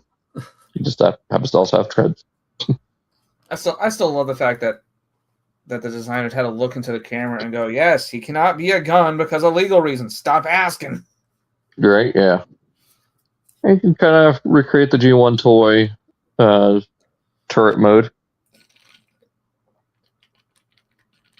So it's a nice little feature of this upgrade, which I believe I pre-ordered both of these. I need to see.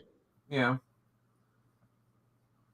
Yeah, I think the only things that are missing for me to be fully satisfied, like I'm pretty satisfied as it is, but to be even better would be like a smirking face, an alternate kind of like stern, stoic, angry face, and then the purple blaster he used to shoot Prime, which I'm certain we're going to get with the 40th anniversary release from Target.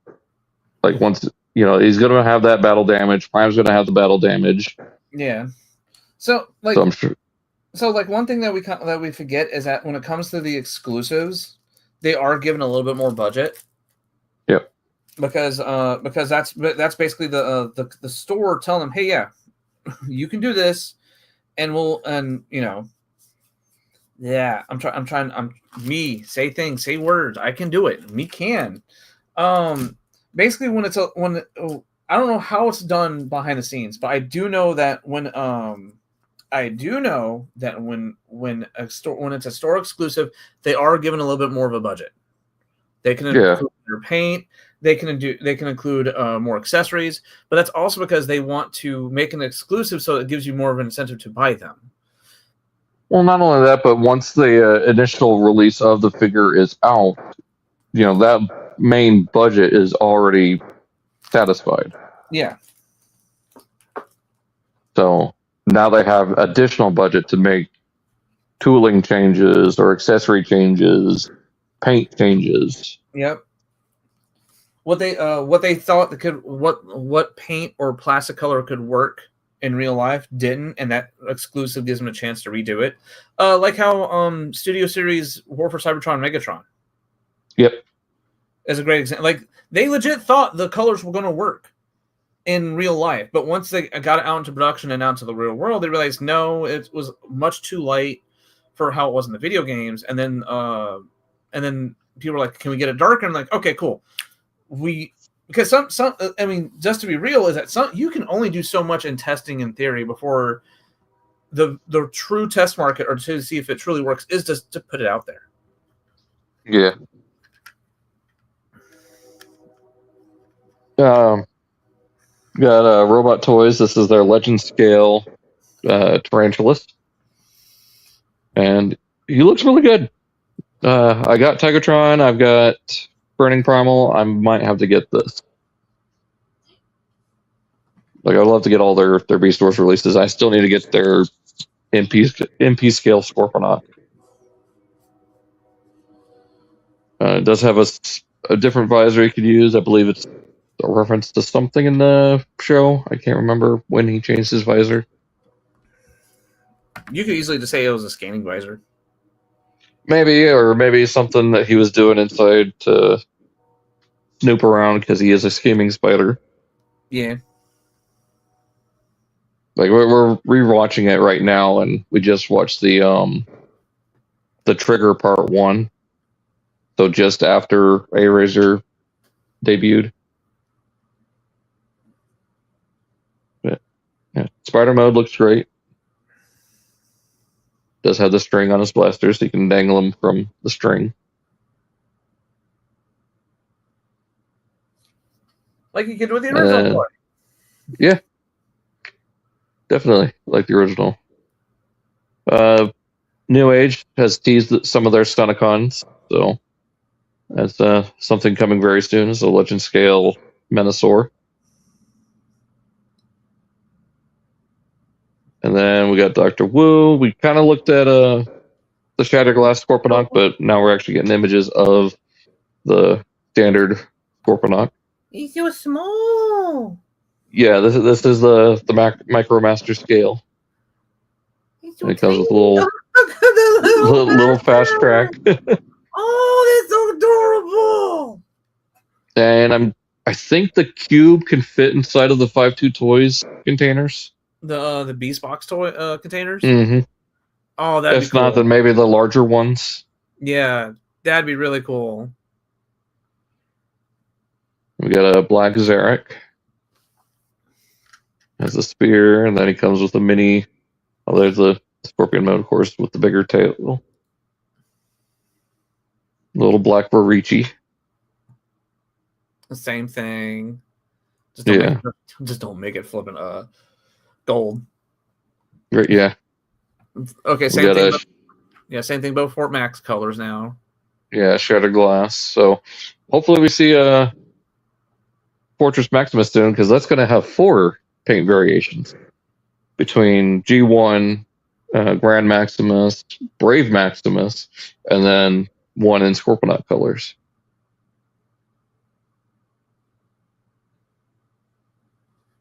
So yeah, definitely like this deco. Great Work Studios, Deformation Claw. This is their, of course, version of Razor Claw. I think it might be the same scale as Craftsman Toys. So there you go. And I got a pretty, well, no, that was Abominus and the Technobot. But I definitely need to try to figure out how to get my hands on this. I want a new version of Predaking in my collection. I don't care how it is, and hopefully it's cheaper than the Tockar one that's coming out. He just looks really good in both modes. The legs are a little skinny, but I can get over it. The blasters definitely remind me of something from Zoids. Don't you think? Yeah. The sword is where it's at, though. It's like the Predaking or the Decepticon version of Excalibur, I think. It just gives me that vibe. There you go. Laser Cat Toys Megatron. We saw the prototype of this a few times. Oh, this little thing. Oh, I forgot that when he was sitting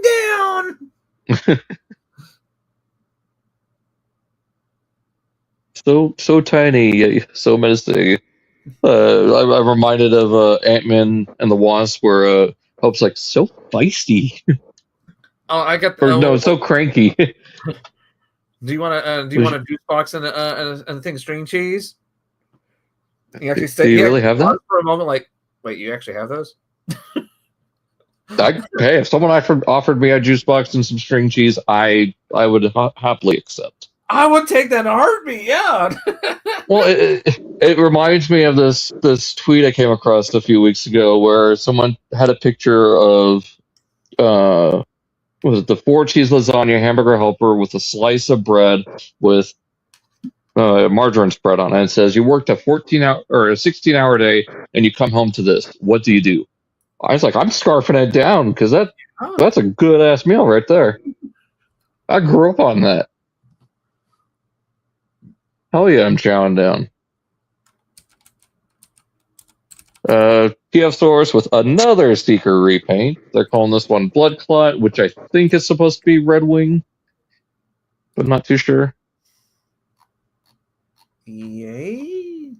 Yeah, that's pretty much my experience my reaction when I first saw it. I was like, congratulations.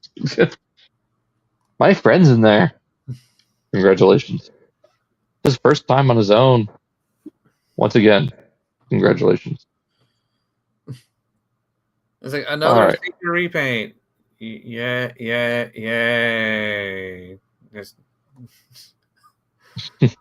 Another one. My shelf isn't full already. Well, you know, there's some people out there that are like the meme with Carl, like, oh no, I can't now. Just one more. Okay, so on to Onslaught and Sideways. What are your thoughts? Sideways. Okay, so oh, that's right. We didn't get a chance to talk about him the last couple times, have we? Well, I did last episode, because there was so much I didn't want to have it pile up even more. I'm saying I haven't had a chance to talk about it, right? No. So, okay, so Onslaught himself, not bad. Like, he looks good by himself. He gets the job done. I think he actually pulls off the go back one more. to the base mode. Yeah, I think his parts combining into the base mode actually fits this aesthetic a lot better, because Superion's base mode is just literally a brick standing up with a gun on top of it. And Menasord's base mode is so spread out that it's messy. Like, Yeah. I can it's definitely one of those types of base modes you can't really. It's definitely one of those types of base modes you definitely have to have other figures to make that come alive, or else it's just parts just strewn about. Yeah. And there's more images. These are just from the pre-order page. Yeah, I'm just using that because that's like the best example of the picture of a base mode. But you can keep moving on. But Onslaught himself looks pretty good. Sideways, my dude, my man. He's getting way too much hate. Like, the moment that these pictures leaked out, people were already trashing. That's why I'm getting so tired of the fandom. Why? Oh, his feet aren't right. They're flat and they should be little struts. His head looks weird. You have to remember that this is the same fandom where we listened to them one time because the fandom stated that all we want is the G1 figure with articulation. We gave them a G1 figure with articulation, and they still complained about it. They'll still cry about it, yeah. Yes. They are like, a lot of this fandom, a lot of the Transformers fandom is, you cannot please them. You can give them exactly, they are the Angelica of fandoms, where we can give them exactly what they want, but the second they get it, they'll change their mind right before they get it in their hands. Or like young Muriel encouraged, too much macaroni. Too much cheese. Macaroni. Yeah, exact same personality. Where the exact same type of personality. They will never be pleased at all. Like, no matter what we like. Now let's clarify. That's not everybody, but it is a large amount of fans, a very vocal amount. Yeah, I mean, obviously, we're only talking about the people who complain and are never pleased, because like, there are people out there that will actually give out legit criticisms of a toy, and then we'll admit that, hey, yeah, I have to stand and correct myself, that I made a mistake. I actually followed the instructions and realized, oh yeah, that thing I said I hated about this toy was explained in the instructions, so I have to retract my previous complaint. See, like, people like that, yeah.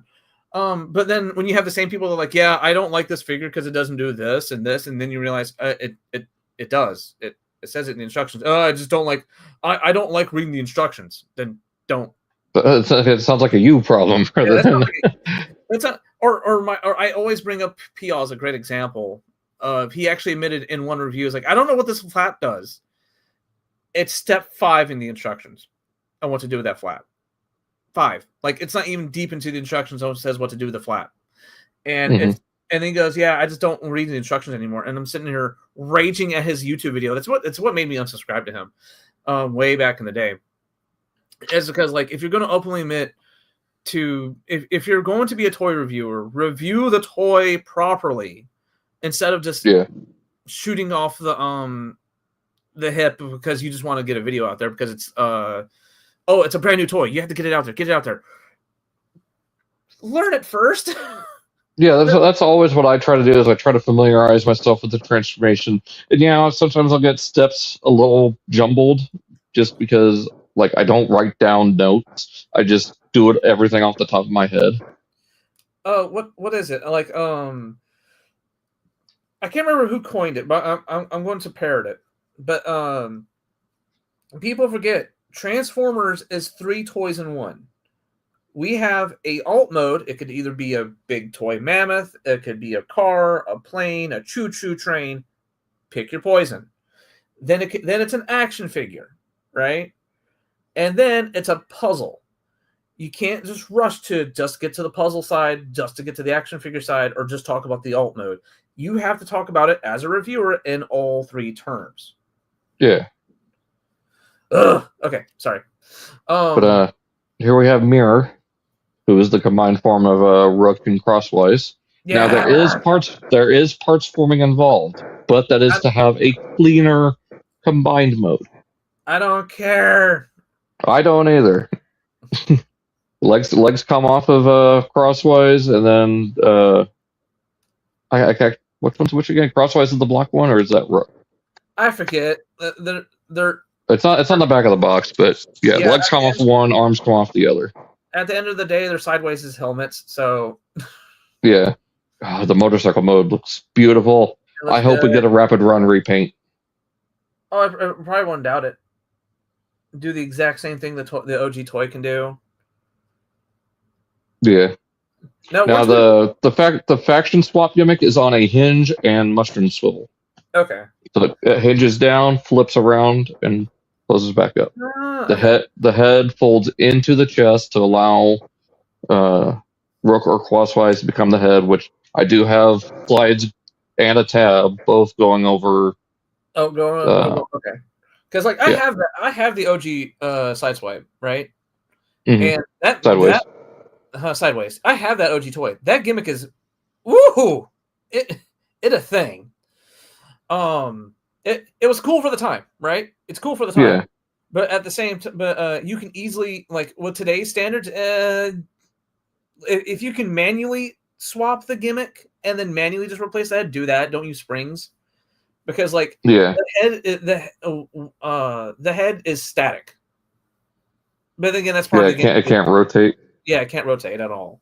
Because what the gimmick does on the OG toy is that depending on which helmet you put on him, the Minicon's arms have to go up. And the way the gimmick works is that each set of arms activates a different panel. So it's kind of like the whole spud strength thing with the original headmasters. Kind of, yeah.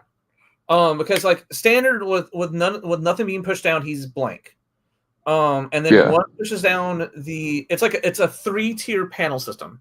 So the top panel is blank, the second panel is Autobot, and the last panel, which doesn't move at all, is Decepticon. So you have different sets of arms. Well, one set of arm will push down the first panel. The other Minicon will push down the first 2 panels. Huh. I've never experienced the mold. I would love to pick it up sometime, but I've never experienced the original figure. Yeah, I love this. God, again, another one that a lot of people are complaining about. The only issue I have with the robot mode is the panel on the forearm. If they had another hinge to close up the portion where the light is to be against the arm, I'd be happy. Or if you could just rotate it to where, it's a little bit more flush. But at the end of the day, it's not that big of a problem. It's not okay. It's not just that, but the way they also they do the Power Ranger thing with him too, where they give him the generator. Is that a generator? Tab to. Oh, the trailer. Yeah, the trailer. Tab to. Not that one. The one where it's actually him in vehicle form. Oh, it's a weapon. Like it's a weapon cache. Well, it's a trailer, but you could put his cannon on there because right here, the cannon and missile launcher attach. So it's my head cannon says it's going to be a weapon cache. or like the mobile cannons, like in World War II. Yeah, that's what I'm thinking, because like he's an arms dealer, so it just makes sense that the dude's just literally just hauling around a thing full of guns, Yeah. He's looking really good. I'm really glad that they were actually able to make the G1. Me happy it looked G1 in mainline, because his look in the G1 cartoon was such a weird thing to try to nail down. Yeah. In toy form. Well, and then what's interesting is that is Bruticus's blaster. Ignore Swindle's blaster hanging off of it. That is how Bruticus's gun looked in the cartoon. Yeah. And they're going cartoon. They're not doing the giant rifle from the toy. No. DNA or someone else can easily do that themselves to give you the toy style blasters. Or just wait a year or two and you'll get a G1 toy style release.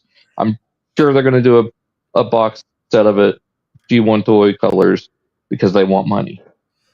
But I also love it. Like I love this when Scavenger did it too, where like when one of the individual figures comes with the big gun for the big combined form. Oh, Scrapper. Yeah, but he's able to it comes apart, and it's actually technically 2 smaller guns, right? That anybody can wield. And for for Swindle to come with like the base part of the cannon, but it's so big he has to wield it like it's the base part of the blaster, but it's so big he has to wield it like a cannon. Yeah, I love that. I love that so much because also the big shoulder cannon there. Yeah, and he can still use his regular cannon at the top of that because like I also view it from an aspect of what if you're a kid that only picks up the Swindle because it's the only part you can find. Yeah. I always take it from that mindset because I myself was in that spot way too many times of that's past being complaining like it's almost in with any fandom.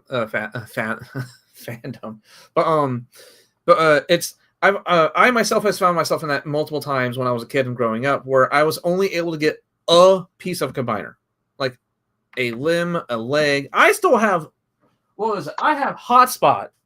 I have G1 Hotspot and G1 oh my god, he's one of the pterosaurs. He's the purple and green. Oh,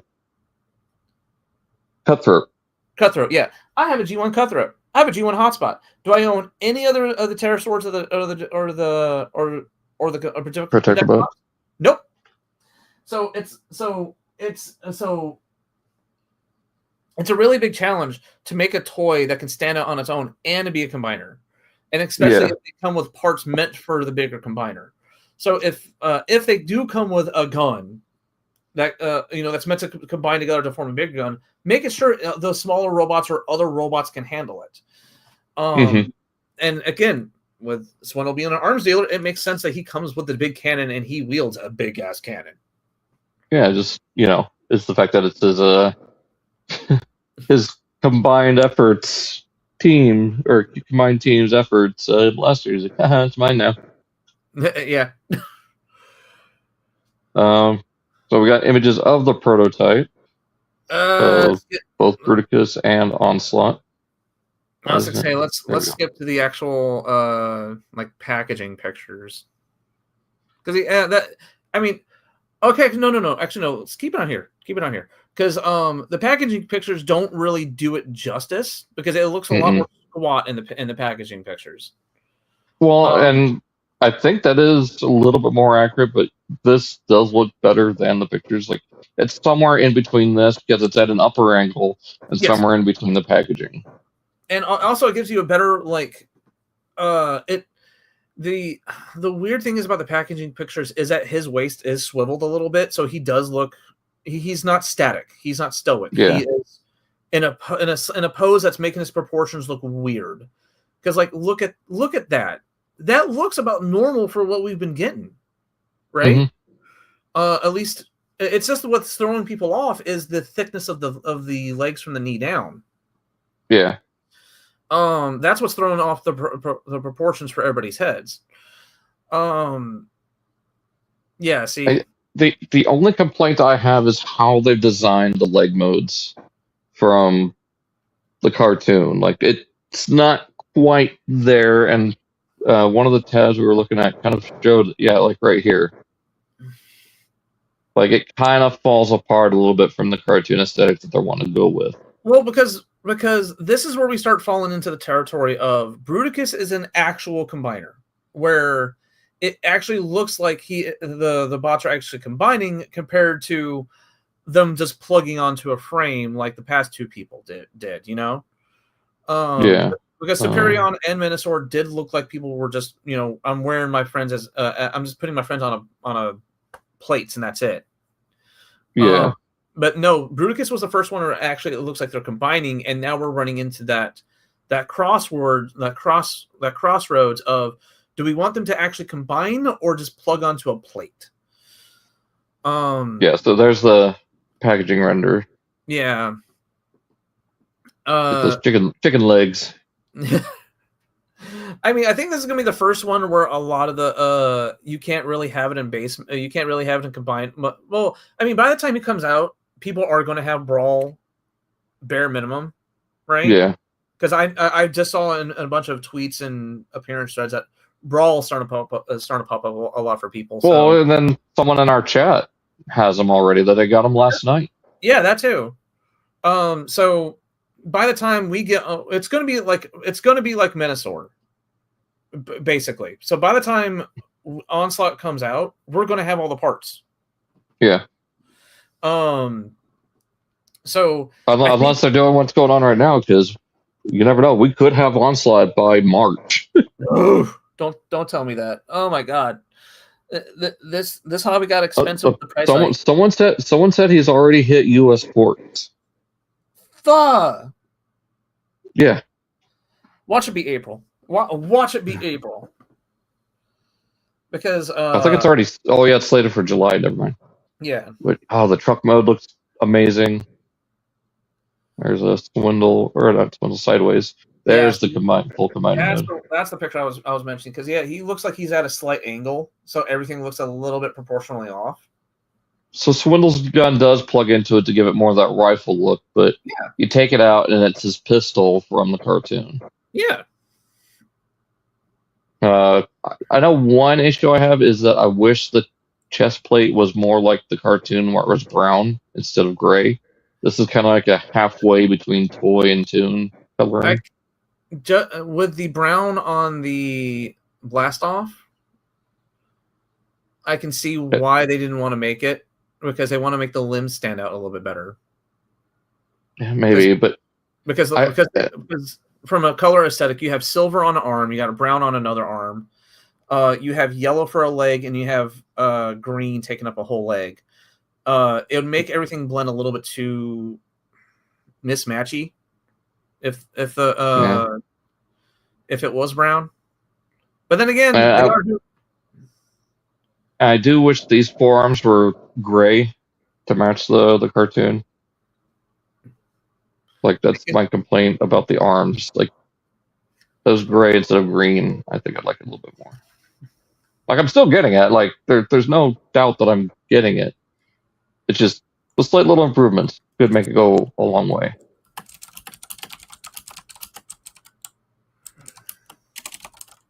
And they actually did color his toes to match the components. Yeah, so it blends in a little bit better. Okay, I dig it.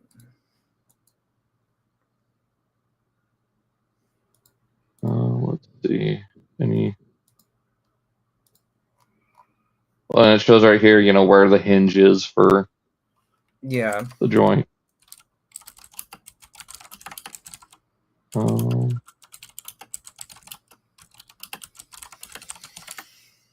so that was that for those. RoboSend Soundwave.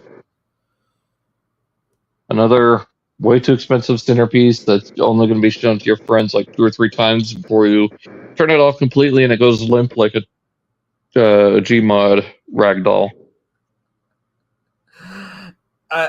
The only thing I'm going to say is congratulations, we finally make a rotation. They have a transformer that transforms into a box. Congratulations.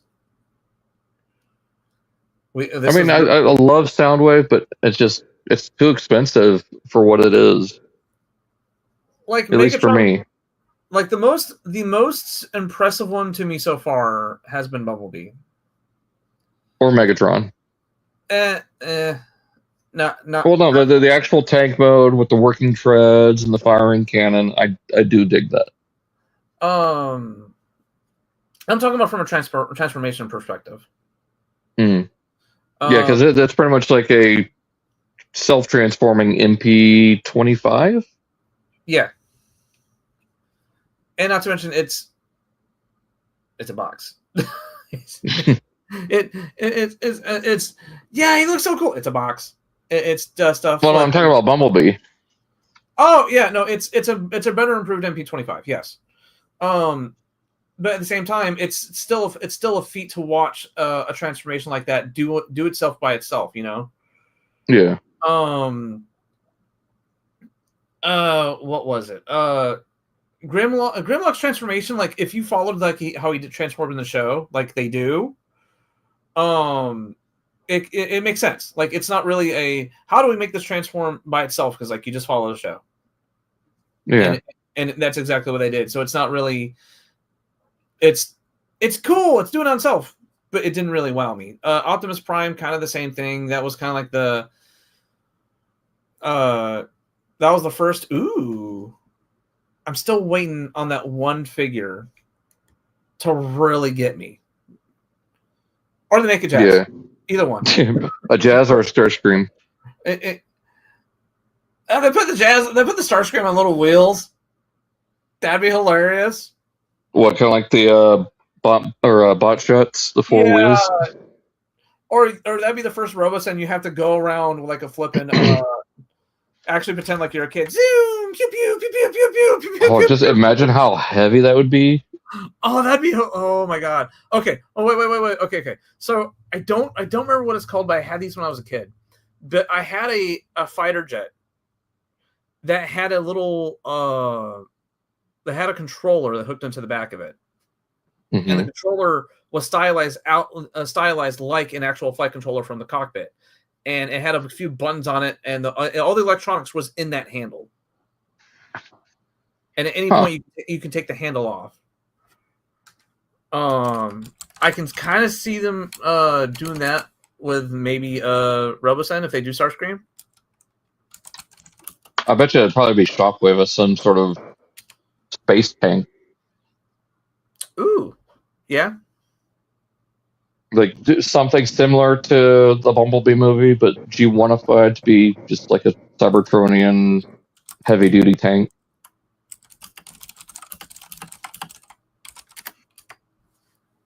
But I mean, it's cool for Soundwave. Like, but you know, once you this I thought was funny when they were showing off all the different cassettes he had.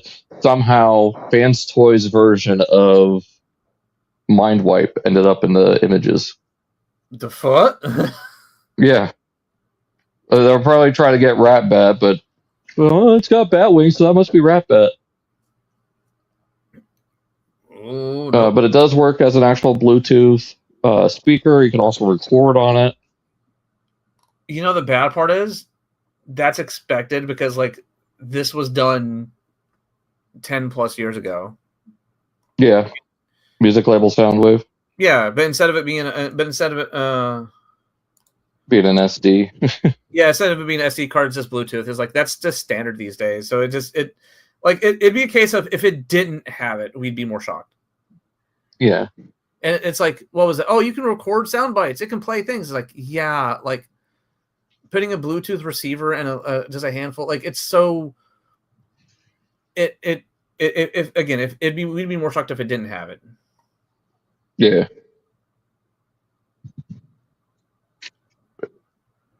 I mean, it's cool considered, but again, I say, you know, it's going to be a situation where once you turn off all power to it, it's going to just flop down like a Gmod character ragdoll, and you just add the little heart, you know, the EKG flatline to it, and the whole joke is complete. Oh, let's see. I don't know if you've ever played Gmod or Half-Life. Yeah. Well, then I'm just gonna move on then. So going over sideways, Nate did post some images of the head mode for the minicons, and of course people are complaining about it, but let's see. Some people are. Oh wait, I thought I had the actual. Hold on, let me catch up on Daniel's stuff while you're doing that. Also, I'm not sure if you guys haven't noticed when going through the photos for Onslaught, when he's in robot mode, he doesn't have his blaster included, which is weird. It's very common. It's very common to have pictures without accessories, because when the people are taking pictures, they're told that they have to take pictures with the accessories, without the accessories, and it's not their final say of which ones make it on the packaging or which one become promo shots. Well. It's not going to be there anyways because it comes with Swindle. Yeah. Like if you saw we were just talking about that. Yeah, like if you saw fans were upset about Sideways not shown with the Minicon head Hexen fan swap gimmick of in any of the promo pics tell when they saw the promos photos for Onslaught not having a main blaster. Well, he's not going to have the main blaster because it doesn't come with Onslaught. Yeah. Yeah, I still, a lot of people are asking Nate that question about, why wasn't this shown off with sideways that they can form his heads? Still no definitive answer on that yet, but here we go. Here's Crosswise as a head. There's Rook as a head. And of course, right here is where people are complaining because of how the arms look. It's like the dude just did this right as soon as he got home. It was a rushed picture to get it out there. Okay, so yeah, it folds into the chest just like the old one did. Kind of like so the old one didn't fold into the chest; it just squatted down, like it got pushed down. This one it folds on a hinge. It looks like. Yeah. And it looks like that's just part of the robot mode, the vehicle mode. So hey, a double whammy. Yep, and then there's the panel coming out for the faction swap. Yeah. Oh, thank you, God. Thanks to the way thanks to how the heads attach, he can look left or right. Yep. And then so going back to the slideshow. People have done some quick edits to make it look better. This one is not accurate at all because those ball joints don't move, or not. They're not on hinges. But something like this, be more accurate. So yeah, ball joint flush, forearms pointing out. There's the standard, accurate antlers. Something like this being more like what it's going to be. Yeah.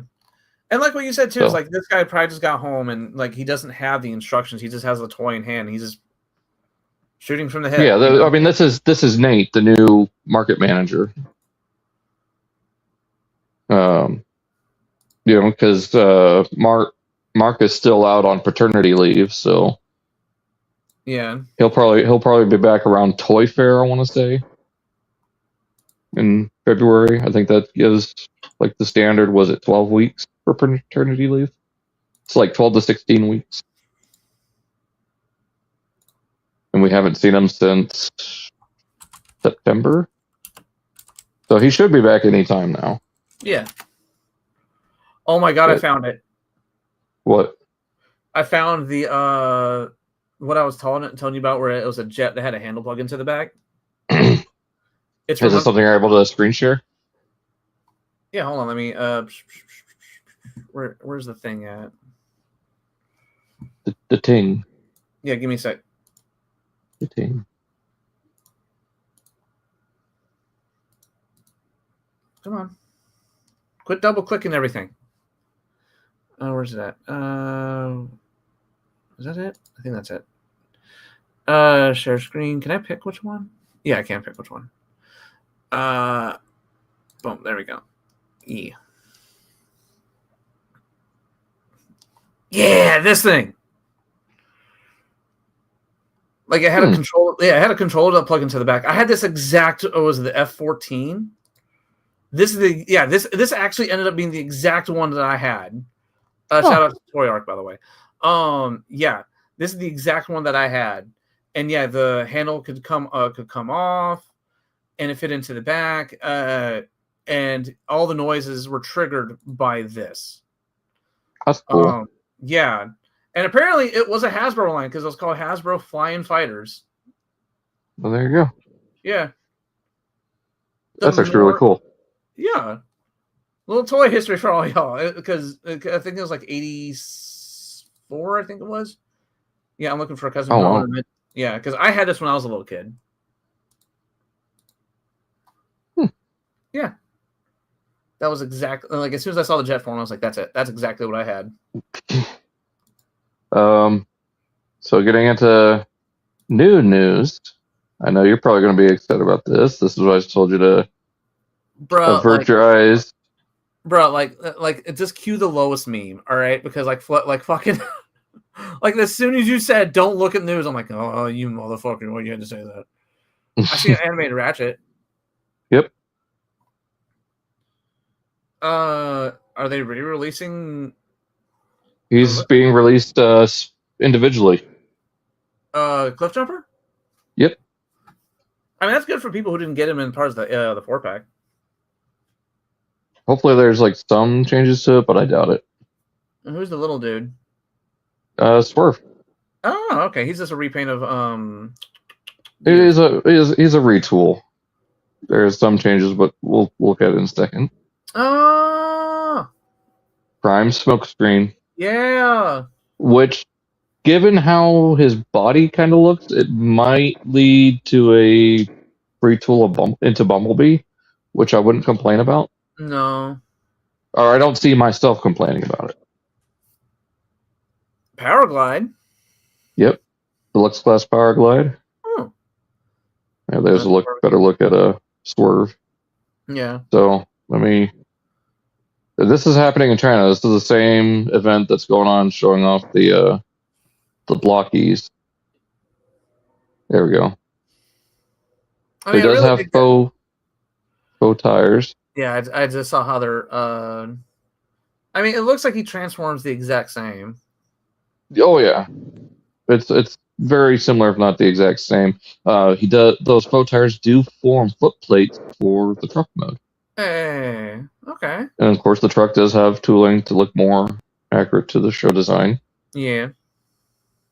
So glad we're getting this. I would love an IDW Swerve at some point, Hasbro.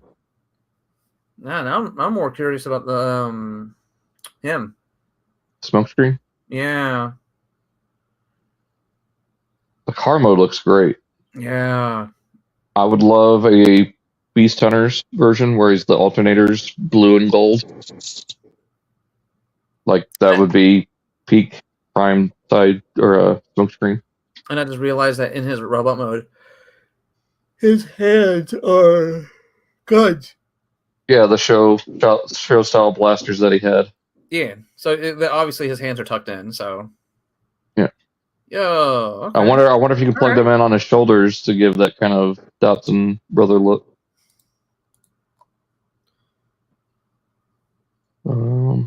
Better look at the vehicle mode. Yeah. Powerglide's vehicle mode looks amazing.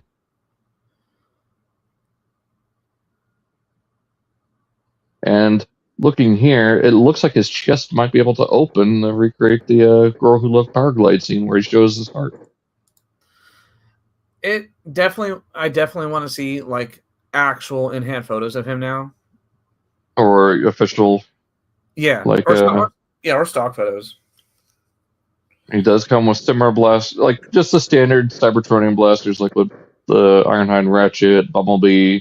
Yeah. Came with. They had to give him something because he didn't really have a blaster. So this means we're gonna get the GoBots repaint in white, and then I hope we get a Viper repaint with the Cobra logo. Yeah, please, Hasbro. Give me the Viper rebate first, you know.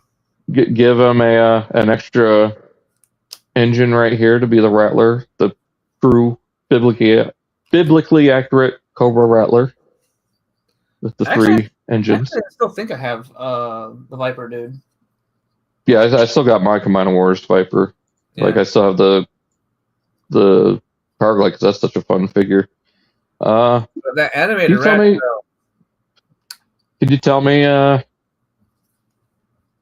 what's going on here with this Ratchet? He has all the accessories in his backpack. He has his Magnus. Is there something familiar about his design? Is he a retool of fucking Trailbreaker? He is. I mean, he's a heavy partial, but it's there. Huh? Huh? I mean, you're just telling me he's the same skeleton? It was same engineering, some of the same parts, yeah. I mean, like, to be fair, like when he transforms in the show, he does transform basically the same way. So yeah, I just people already, whining about it. But I mean, he looks like Ratchet. Yeah, like he looks like animated Ratchet. Like we can't really complain about that. I was like, now the complaints I do have are the electromagnets being attached to the side of his arm instead of, being a different accessory that goes around the forearm, like coming out of the top and bottom. I can deal with it. And then his tools being all red plastic with no paint at all. I'm more now I can understand that was a gimmick in the OG toy, of his tools being able to, like, stashing away like that, and he's able to wield them, right?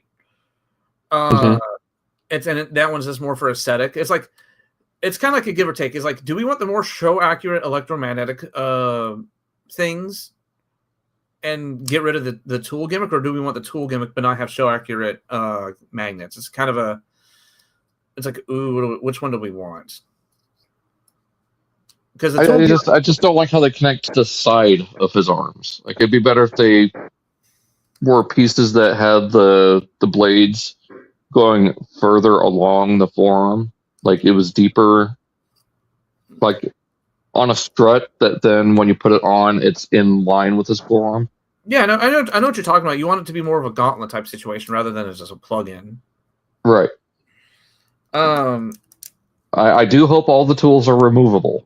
That would help a lot with his silhouette. Well, it does look like they can fold down. There's a hinge in there. Well, I think that's the transformation hinge. Yeah. I'm just hoping all four of them can remove. Like, he could wield all four of them, and then you can take them all out of the backpack, where it's just ratchet. We'll just have to wait till stock photos come out. But this gives me hope for Auto Troopers, Ironhide, Fitzatron. Like, I would love all that. I love the fact that Orion Prax over there is literally coming with a giant painted weapon. Yeah, I forgot to add that to the slides, or to the tabs, because there's just so many. So the Orion Prax is a fully new mold. Only complaints I have are the red wheels and the red joints for the ankles. I don't know why they're not in gray. It doesn't make a lick of sense to me. He comes with a map. I know. I'm just saying that's the only thing I would change with the figure is the red wheels and the hinges in the legs. Oh no, I'm just realizing he comes with a map. Yeah, the map to Alpha Trion, and of course, yeah. And then Devastation Bumblebee is very much based on the Classics design. I don't know if you looked at that yet. So yeah, I'm excited for this. I hope we get some more images soon. I hope we get to see Nexus Prime soon. Let's just. Yo, is he the last one? It's him and Lee's are we're missing, right? Yes. Because I think like we're 11 down. Right? Yeah. I mean, yeah. If you already got Vector Prime last year, we're 11 down. If you didn't get him last year, you're 10 down. I have 6. They're gonna reissue Vector Prime in Wave 3. Okay, that makes sense. That makes sense. Hopefully with a new accessory, maybe slightly changed paint job, but we'll see. I see what I think what they're going to do is that they're going to put his emblem on the sword. Probably. Because that is technically his artifact, and it just doesn't have his emblem on it. There we got Blokees Wheels Nemesis Prime. That looks so good. It's like that is only available in Tockar. Or in China. But last news item.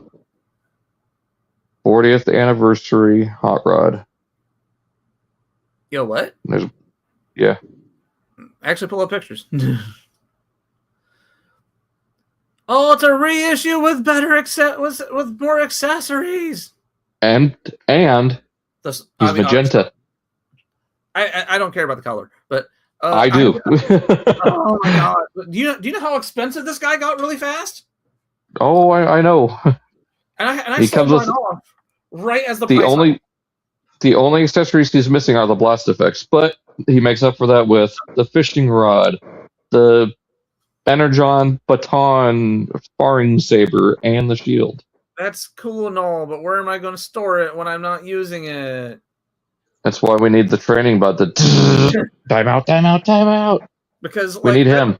Because that's always like that's my always biggest show of applause is that if you're able to store everything on the character, because I don't want a baggie following the figure around, Yeah, I mean, just look how much better that magenta looks on this vehicle mode.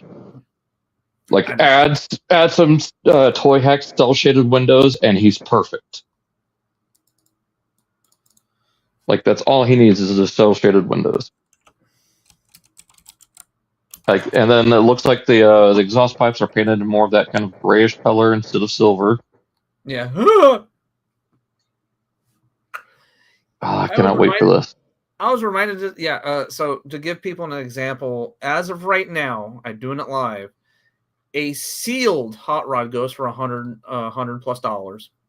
Jeez. A hot rod that has everything, that includes the blasters, the blast effects, the matrix, and everything, can go between $70 to $90. Lord. People are already trying to pre-order. People are already trying to put up pre-orders for the 40th anniversary for $120. I'll just wait for the $43 release from Pulse and Target. Same. Though I do feel kind of bad now because the last night hot rod is basically around the same price. Oof. Because he never got a rewave. He was just that initial wave. Yeah. And then he never got restocked. That's why he's so expensive. And he's a legit good figure too. So it's like you have low stock and high demand. Let's look at that face. What was it? Like if you saw fans that were upset about Sideways not shown with the minicon. Oh yeah, we already talked about that. Okay. I'm still waiting for whenever Hasbro reveal next year of the second wave of Studio Series, like in the terms of figures like 86 Sunstreaker, Cliff Jumper, Skywarp, Shockwave, and Astro Chain. I mean, we know just Toy Fair. Yeah, that's not next month. I think it's February. Yeah, it's first weekend of February or the second weekend of February. So it's I want to say the a month and a half away. Yeah. Skywarp, Thundercracker, and Starscream. We got Thundercracker. Thanks to us seeing Thundercracker, we know that the only difference between Skywarp and Starscream is going to be just a color palette swap, and that's it. And the face. And the faces. So I mean, it's like once we get a Starscream, we know Thundercracker and Skywarp repaints are just we expect them. Mm-hmm. Shockwave, Shockwave, but Cliff Jumper, he's a Bumblebee repaint. Doesn't really matter. Yeah, he's probably going to be retooled in a way to look more like a Porsche, as opposed to the weird combination of a Beetle and a Mazda Familia. Yeah, but the skeleton's still the same. Because Cliff Jumper and Bumblebee will always be mold brothers. Yeah. But Shockwave and Astro Chain though. Those are the standouts that I want to see. Definitely. Because like some of those were just like Sunstreaker, I'm not sure because we still have to get Sideswipe too.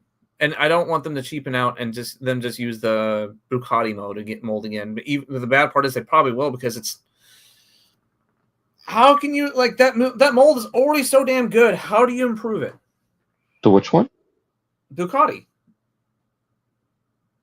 What are you talking about? The Sideswipe mold.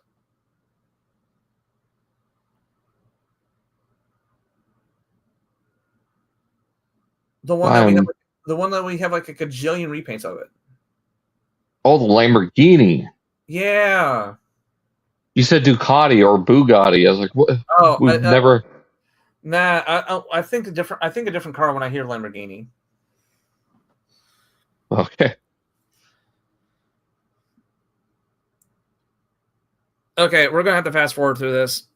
Oh yeah, there's a lot here. So like either we fast forward through this or we make this a separate stream because we're already at 2 hours and 20 minutes. Well, there's a lot here, so let's go ahead and get through it. Armada Laserbeak, where do you put him? B.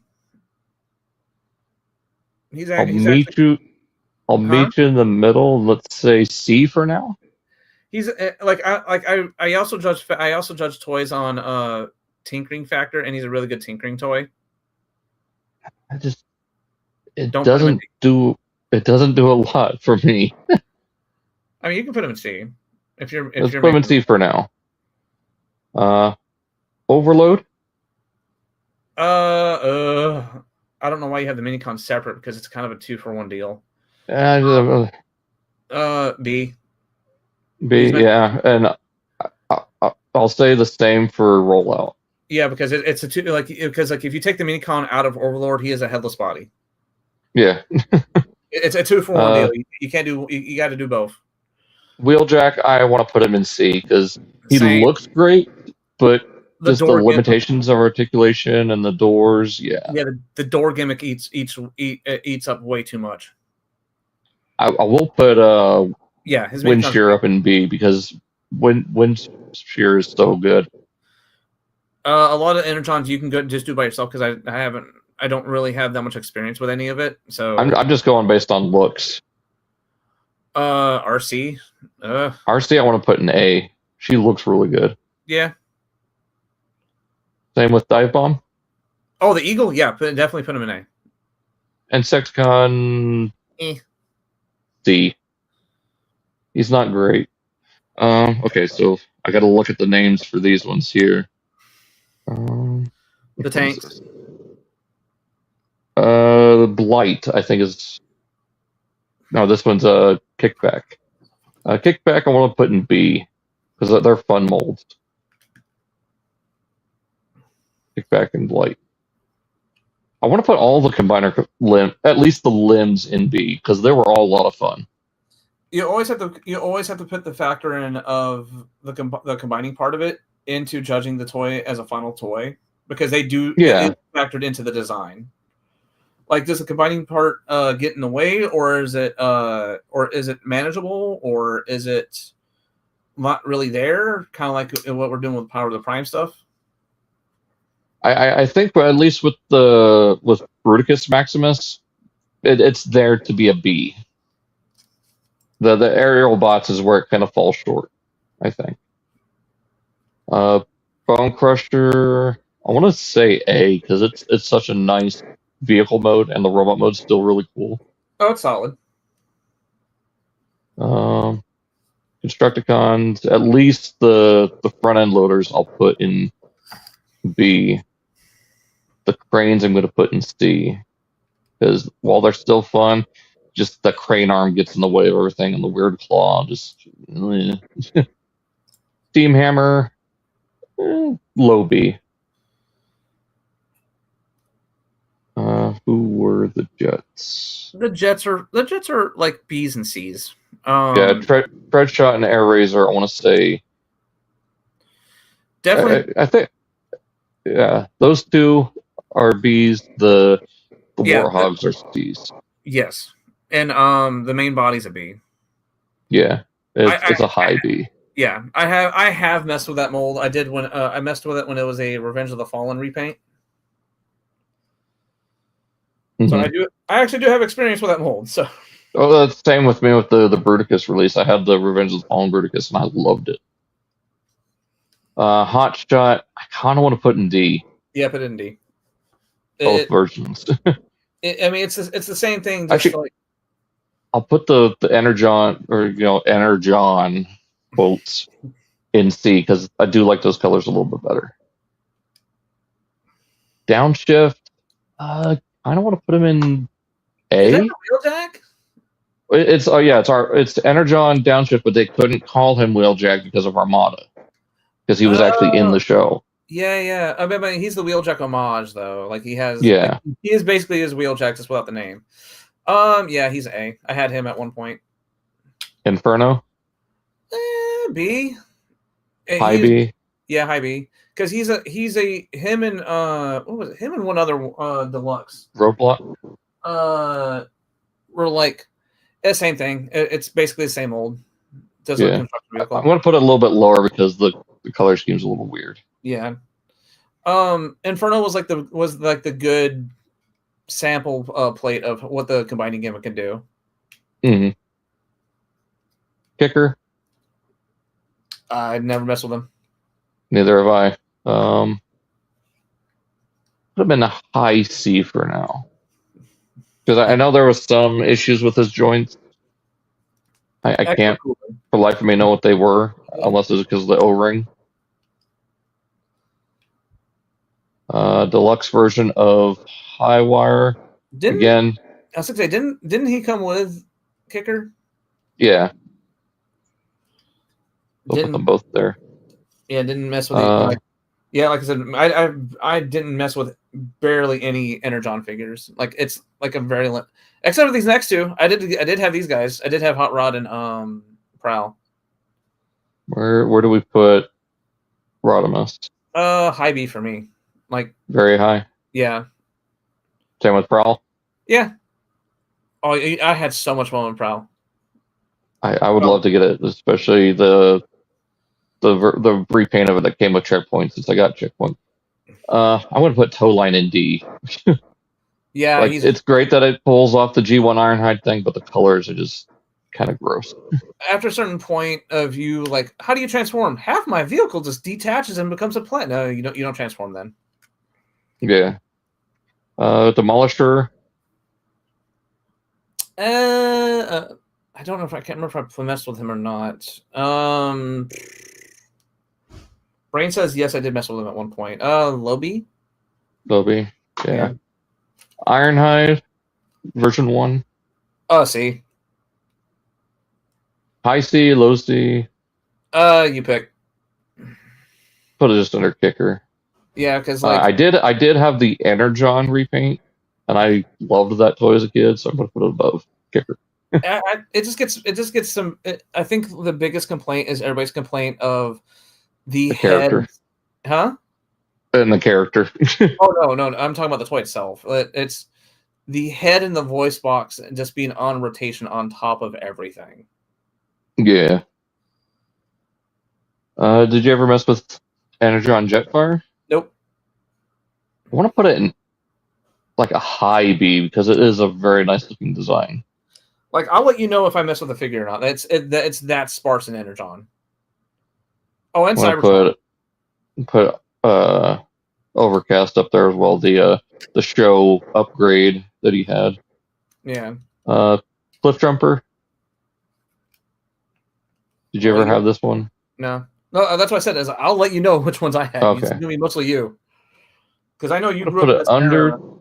Huh? I'm gonna put it under Jetfire, but his repaint as Beachcomber I'm gonna put in very high B because that color scheme looks amazing. I was in high school when the show was airing. Landmine. I want to put it in A because that is such a cool design. I would put that in A too. I did have the Botcon version of it though. And then I'll put Landquake just above that because I like those colors a little bit more.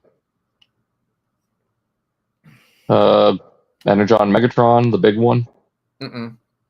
No, I have it. It's a lot of fun. I'm putting it in A, right there. Galvatron, I'll put right above it because those colors look better. No, these are all the toys that he designed, right? That he worked on as designer, yes. Okay. Like specifically the Hasbro versions. So. Okay. Energon Bulkhead, never played with it. I'm gonna put it in high C. Yeah. Quick Strike, I'm gonna put lower because that is a lot of red. Mirage, you ever experienced that mold at all? No. I'm not the biggest fan of it. I'm gonna put it in D. Fatimus Prime, the full combiner one, I'm gonna put in high B. Yeah, same. Like it's a really cool design. It could be better, but there's so much playability with that. Yeah, especially with the next two items. Yeah, like when you definitely, because people we have to remember sometimes like certain toys are meant to be interacting with other toys. So when you factor that in as a whole, it does get better. Yeah. I actually have that. I still have that right now. Well, Omega Supreme? Yeah. A or S? OG. I lost. Well, no, A tier or S tier? A tier. High A for me. That makes sense. Same with Sentinel Maximus because it's Omega Sentinel. You know, the tragic thing about my Omega Prime is that I had to put that thing in storage, and I didn't realize until after I took it in storage that the head came off. Oh, no. And even worse is I found out the head got crushed because I found. Oh, no. Yeah, I found one of the arms. So it was like in a 1-2 punch, like, oh, where's his head? And I found a piece of it right next to the fence. I'm like, oh no, it got crushed and it's already gone. Fuck. Yeah, Oh and no. what kills me even more is I got that from a subscriber. Oh. Yeah, so it hurts. I still that subscriber gave me a lot of his toys, and I still have his toys to this day. Like I never sold any of them. But yeah, I still have Energon Omega. He's pretty good. He good. Yeah. You said. Huh? The next one we have, he's all right. I messed with the 07 movie version. Yeah, same. I want to put it in C. Yeah, like it's like mid C. It's a fun Tinker toy, but like the hands make no sense. And then the Cybertron gimmick just is kind of nothing. It's just two flip out missiles. It's there. It exists. It exists. Breakdown spelled as in brakes on a car. Kind of want to put in high C. Like he's not astonishing or anything, but he still looks like a lot of fun. Yeah. Armor Hide. B. Yeah. I mean, he's essentially Huffer and Pipes. They even use him as Huffer for Botcon. But also, his transformation gimmick is actually really it's literally a twist on the truck transformer. So yeah. I loved it, and I loved it for it, and the way it shook things up. And it's sad when you're when you're the same class size as the boat, but your Cybertron gimmick is bigger. His chest opens up to reveal missiles. If chat doesn't know. So yeah, definitely B. Overhaul. I'm putting high B. Oh, you put B. I'll put him just above Armor Hide. Yeah, but both versions, because I do like the color Brush card. Yeah.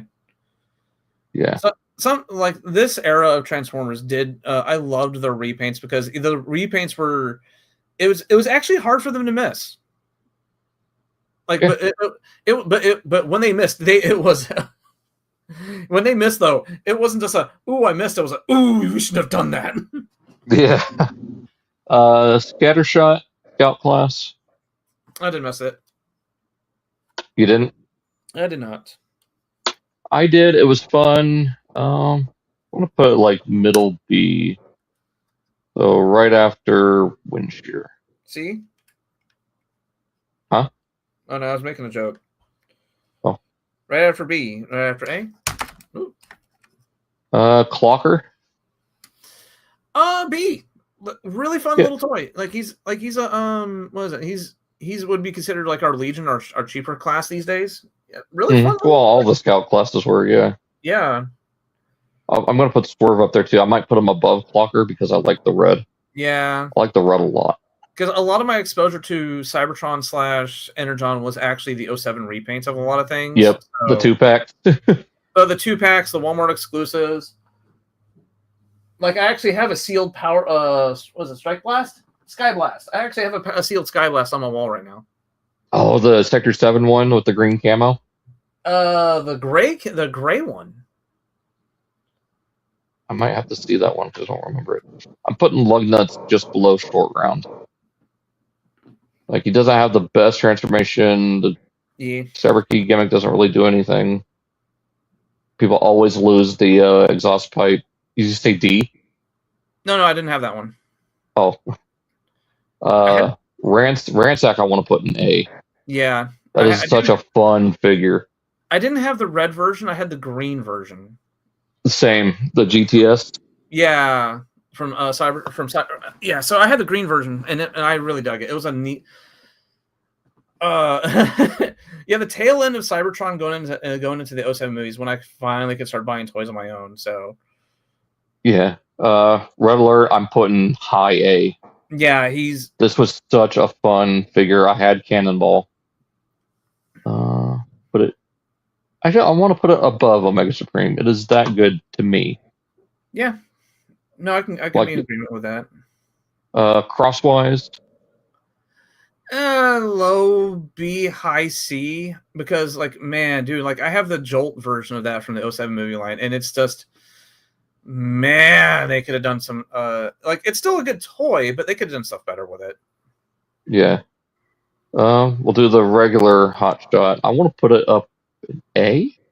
A. Oh god, A. It is high A with Red Alert. It is Like, such a fun figure. The new version is a lot of fun, but having the breakaway mold of it makes me want to track down the original. yeah, that is easily Axalon I'm my putting top one. above Red Alert. Yeah, I like that red better. What is it? That hot rod mold is easy. Top 20 figures for me. Maybe top 30 for me. Well, like of all my collection. I have to stop at 20 because after that it just becomes a vibe. Who do I vibe with on like I have to give a solid number because after like I said, after 20 it's just depending on the day and the vibe. Past that. Yeah. Okay. Override. I didn't mess with the OG. I have the Legacy, but I didn't have the OG though. With her transformation, I want to say like a middle B because it's a little weird. Yeah, it's like the things like it's mostly a gimmick. Is this the way A thing's angled? It messes with your perspective a little bit. And it's not a bad transformation. It's just the perspective of things that's kind of make you go cross-eyed. The GTS color scheme I'm putting above the initial release because that is so cool with the black and the jagged silver.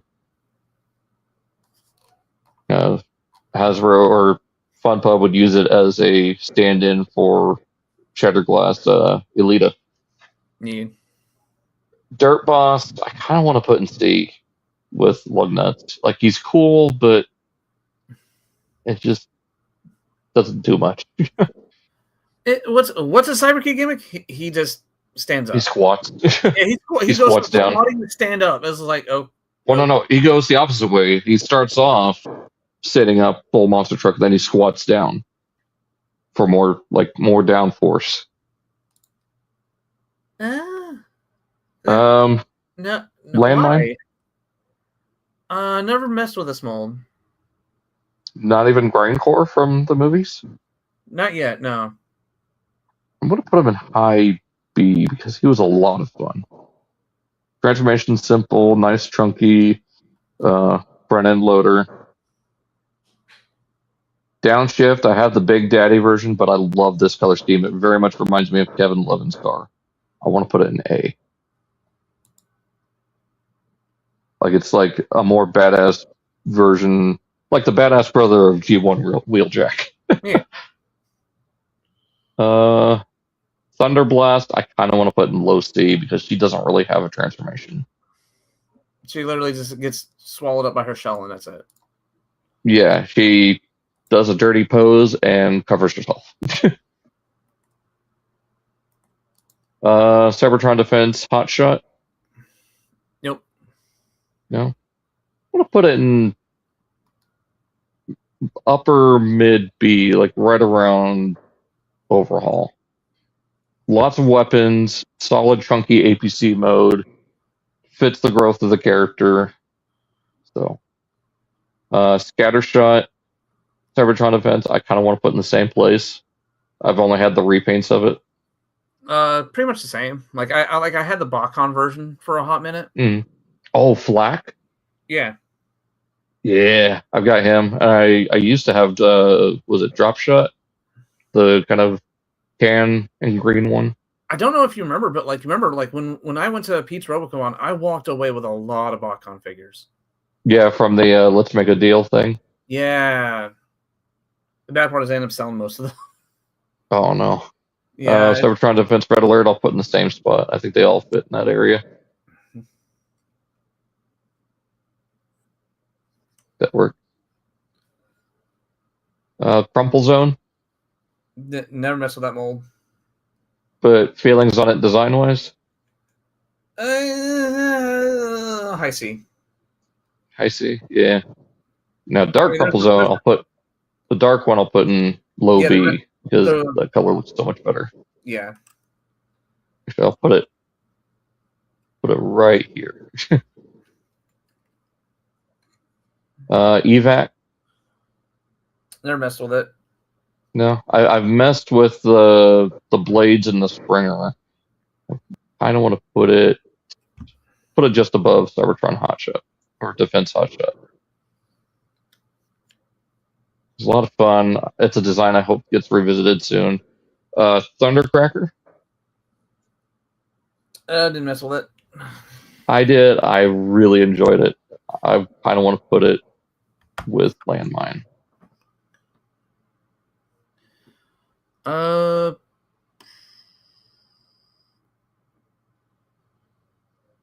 What's up?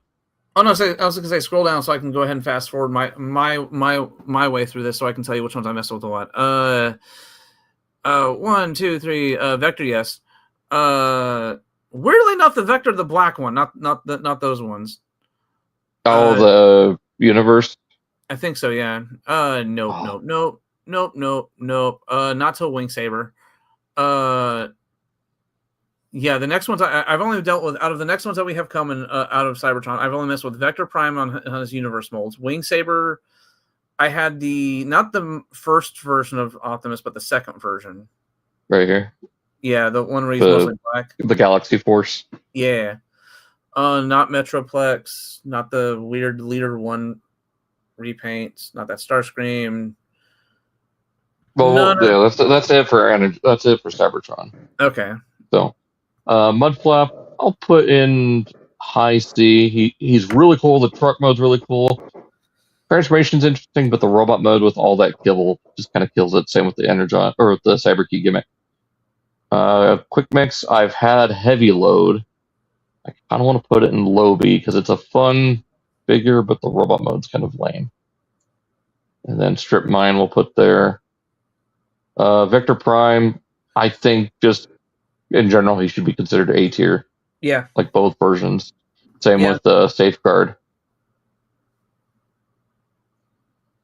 Actually, I'll put him higher A because he deserves higher A. Right under Hotshot. Safeguard goes a little bit lower because he's a minicon. Put the Galaxy Force color, the Hasbro Galaxy Force colors above the original release because I love that orange and gold.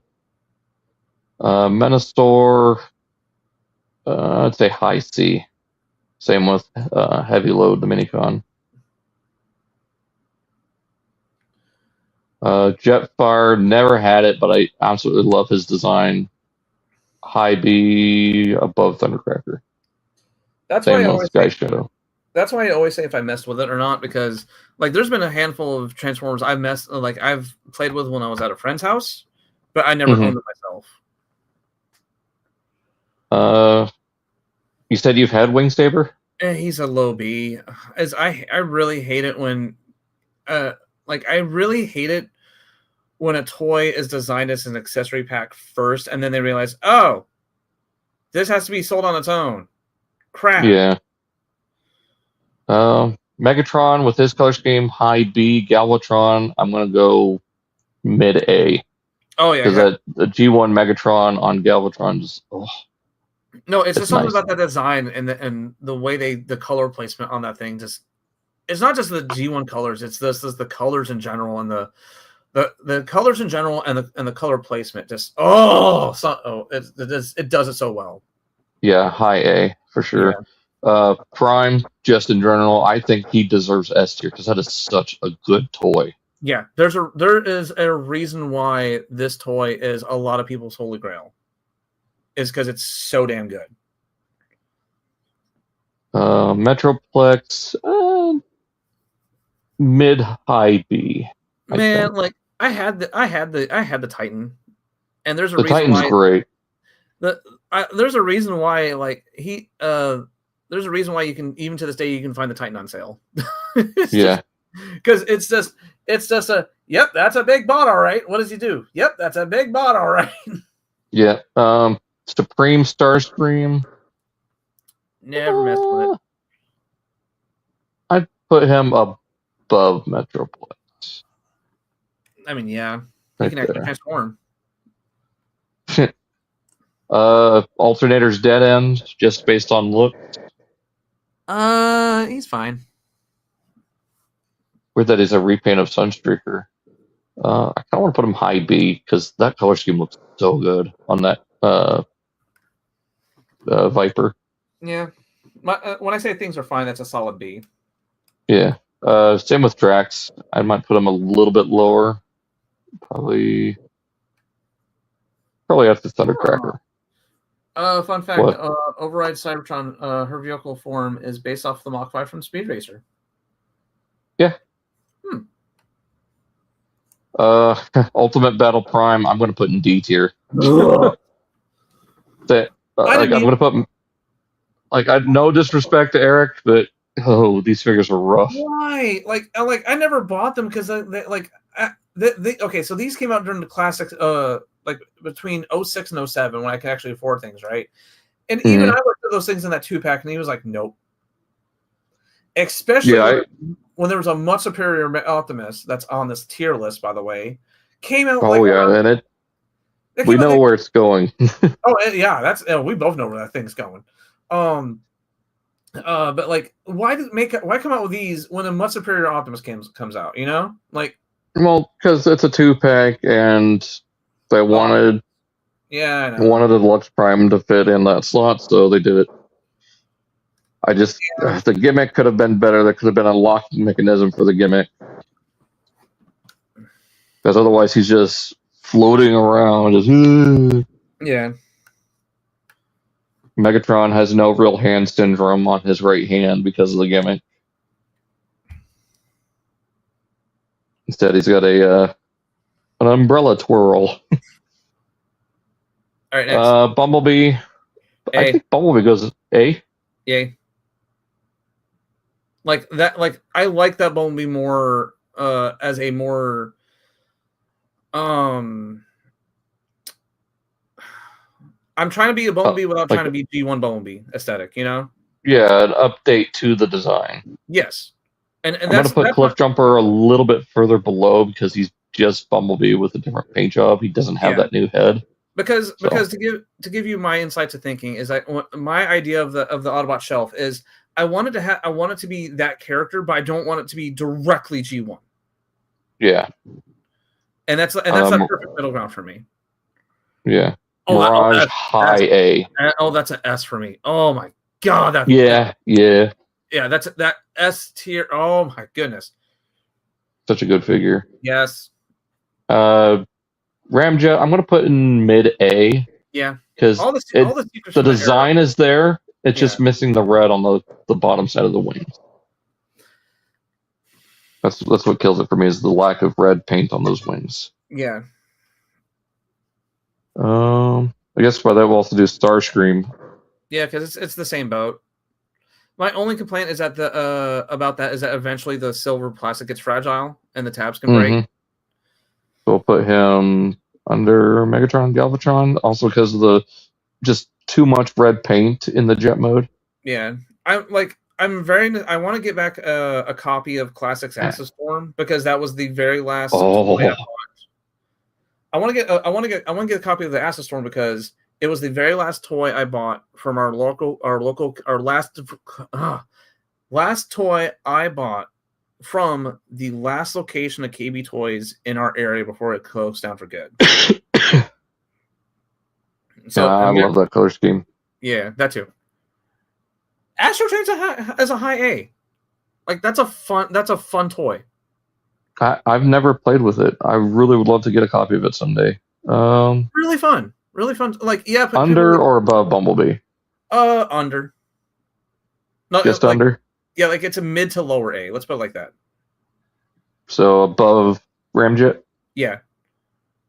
Because I know the biggest complaint people have is that when the wings have to fold over to form the rest of the train, but it's a deluxe size. You can only do so much. Yeah. You know? Hot Shot high A or Hot Rod high A. Yeah. I would have put that in S, but better versions have come out since then. And the faults of that one have really started to show over time. So it's definitely one of those. At the time it was an S tier, but we've had better things come out. So it's still a good toy. So it's definitely A. I still have mine. Yeah. Grimlock. I'm gonna say low A. Yeah, low A or B because that's like it's fine.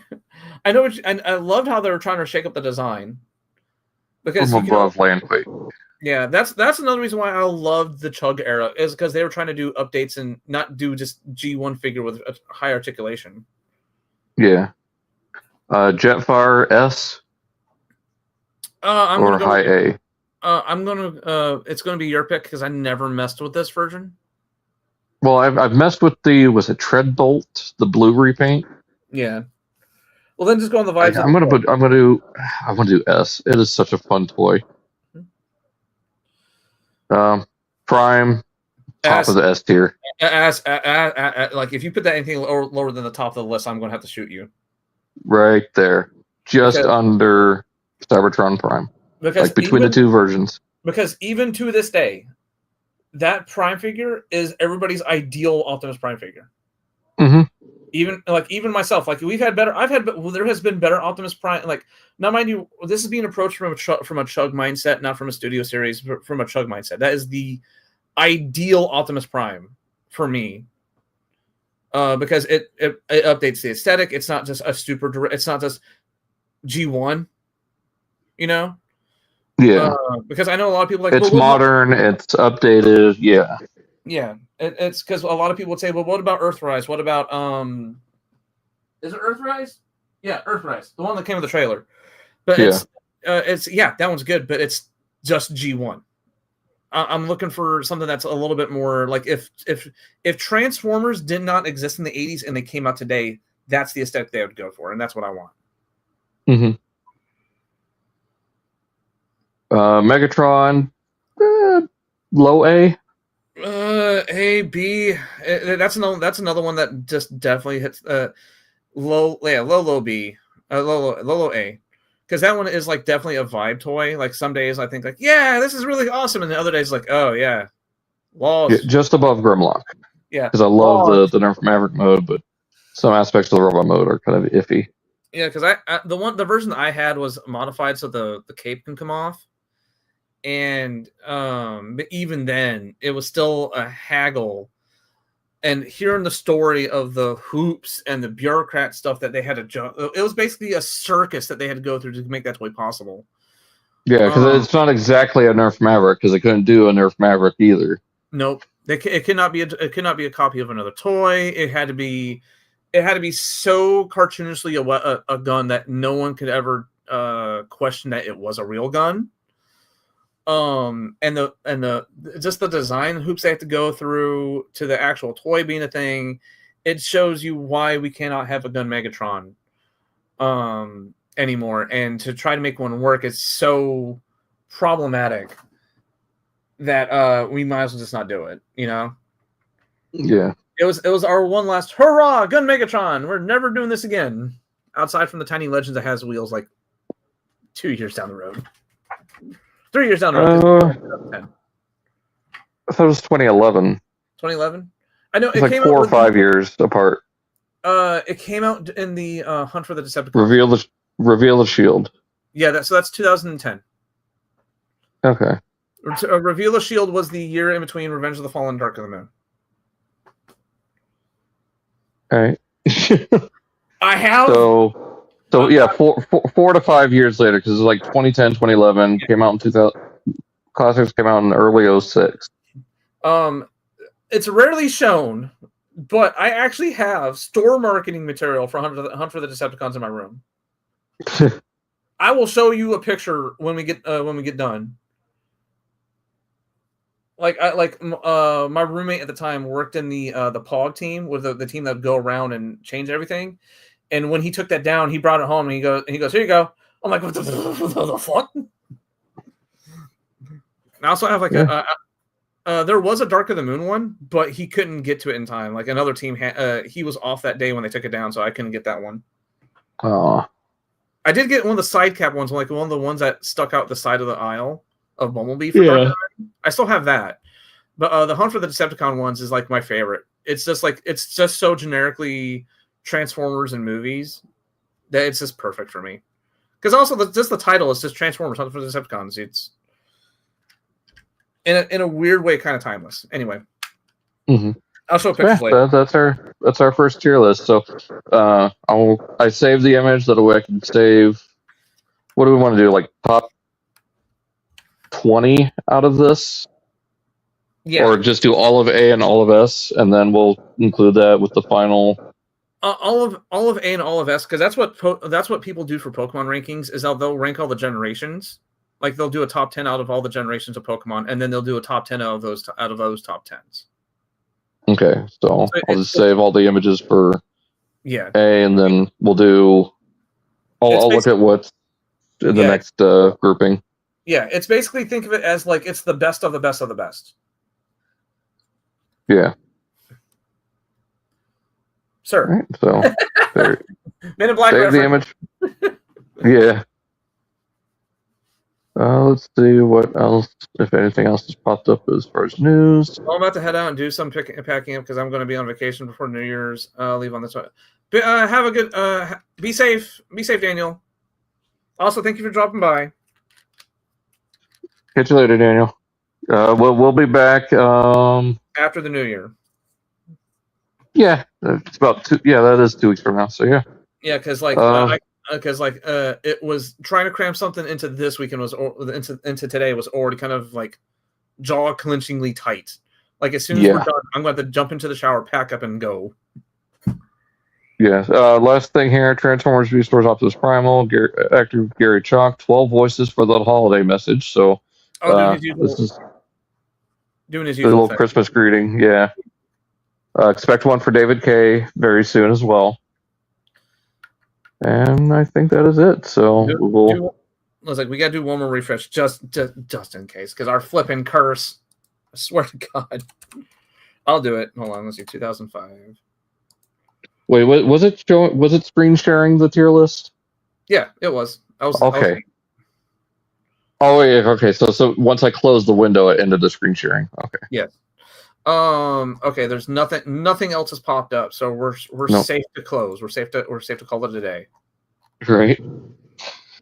So that being said, let's go ahead and get our last round of where we can find you. You can find me on YouTube for my toy reviews. It's Werewolf Finder, and for my video game reviews, it is Werewolf Finder Gaming, and we're having to redo the PS2 games because it was just a mess. So I had to download an emulator, and now we're going back through Transformers Armada. Yeah, it was like some of the footage was unwatchable. It was dark.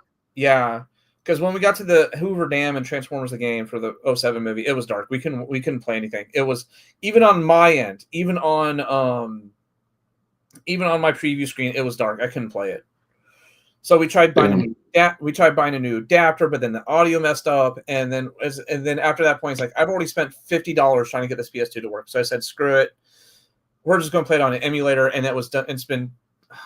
We can play it in high definition. Let's just put it like that. But that set us back from. So we had to go over Transformers Armada again, and then we're going to go straight from that into the PS2 Japanese game, Transformers: Call to the Future. The game is 90% in English. Oh wow!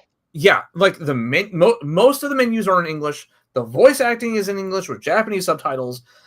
The songs are in English. Like it's like it was made for America, but only released in Japan. It's weird. Yeah. And then after that, technically, all we have to do is just play the Beast Wars games. So we're down to our last 4 games. Technically, we are going to cover the computer games from the 80s. That's because they came out right before the NES came out. So they didn't.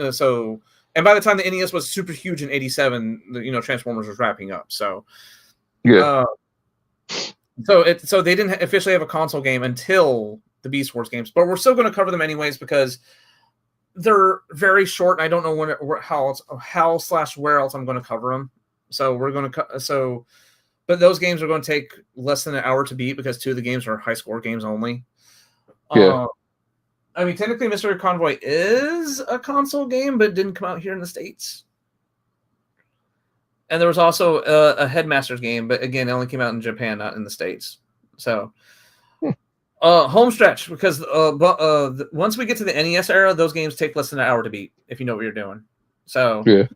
I will literally get done with like 2 or 3 of those games in maybe 1 or 2 streams. So, yeah, once the PlayStation era is done, we're we're gonna. We're already so close to getting that project done. I'm already having to start writing up mini reviews on every single game.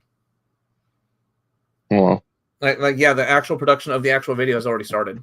Outside from just capturing footage, we're that close. I don't know what I'm gonna do afterwards. Because that's planning for another day then. Yeah, because we've been streaming for over a year, so it's already eating up so much time. I don't know what else to do, so we might just take a massive break. So, all right, well, if that's it, because I got to get going here soon too. Yeah. That's how I ended it. Find me everywhere at Deltania95. Hope you guys enjoyed this stream. We'll see you guys all next year. Have a happy holiday.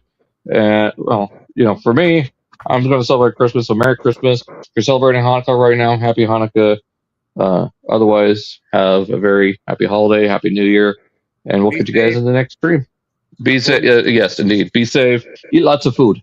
Be safe. Be responsible. My turn to say it. Have a happy New Year.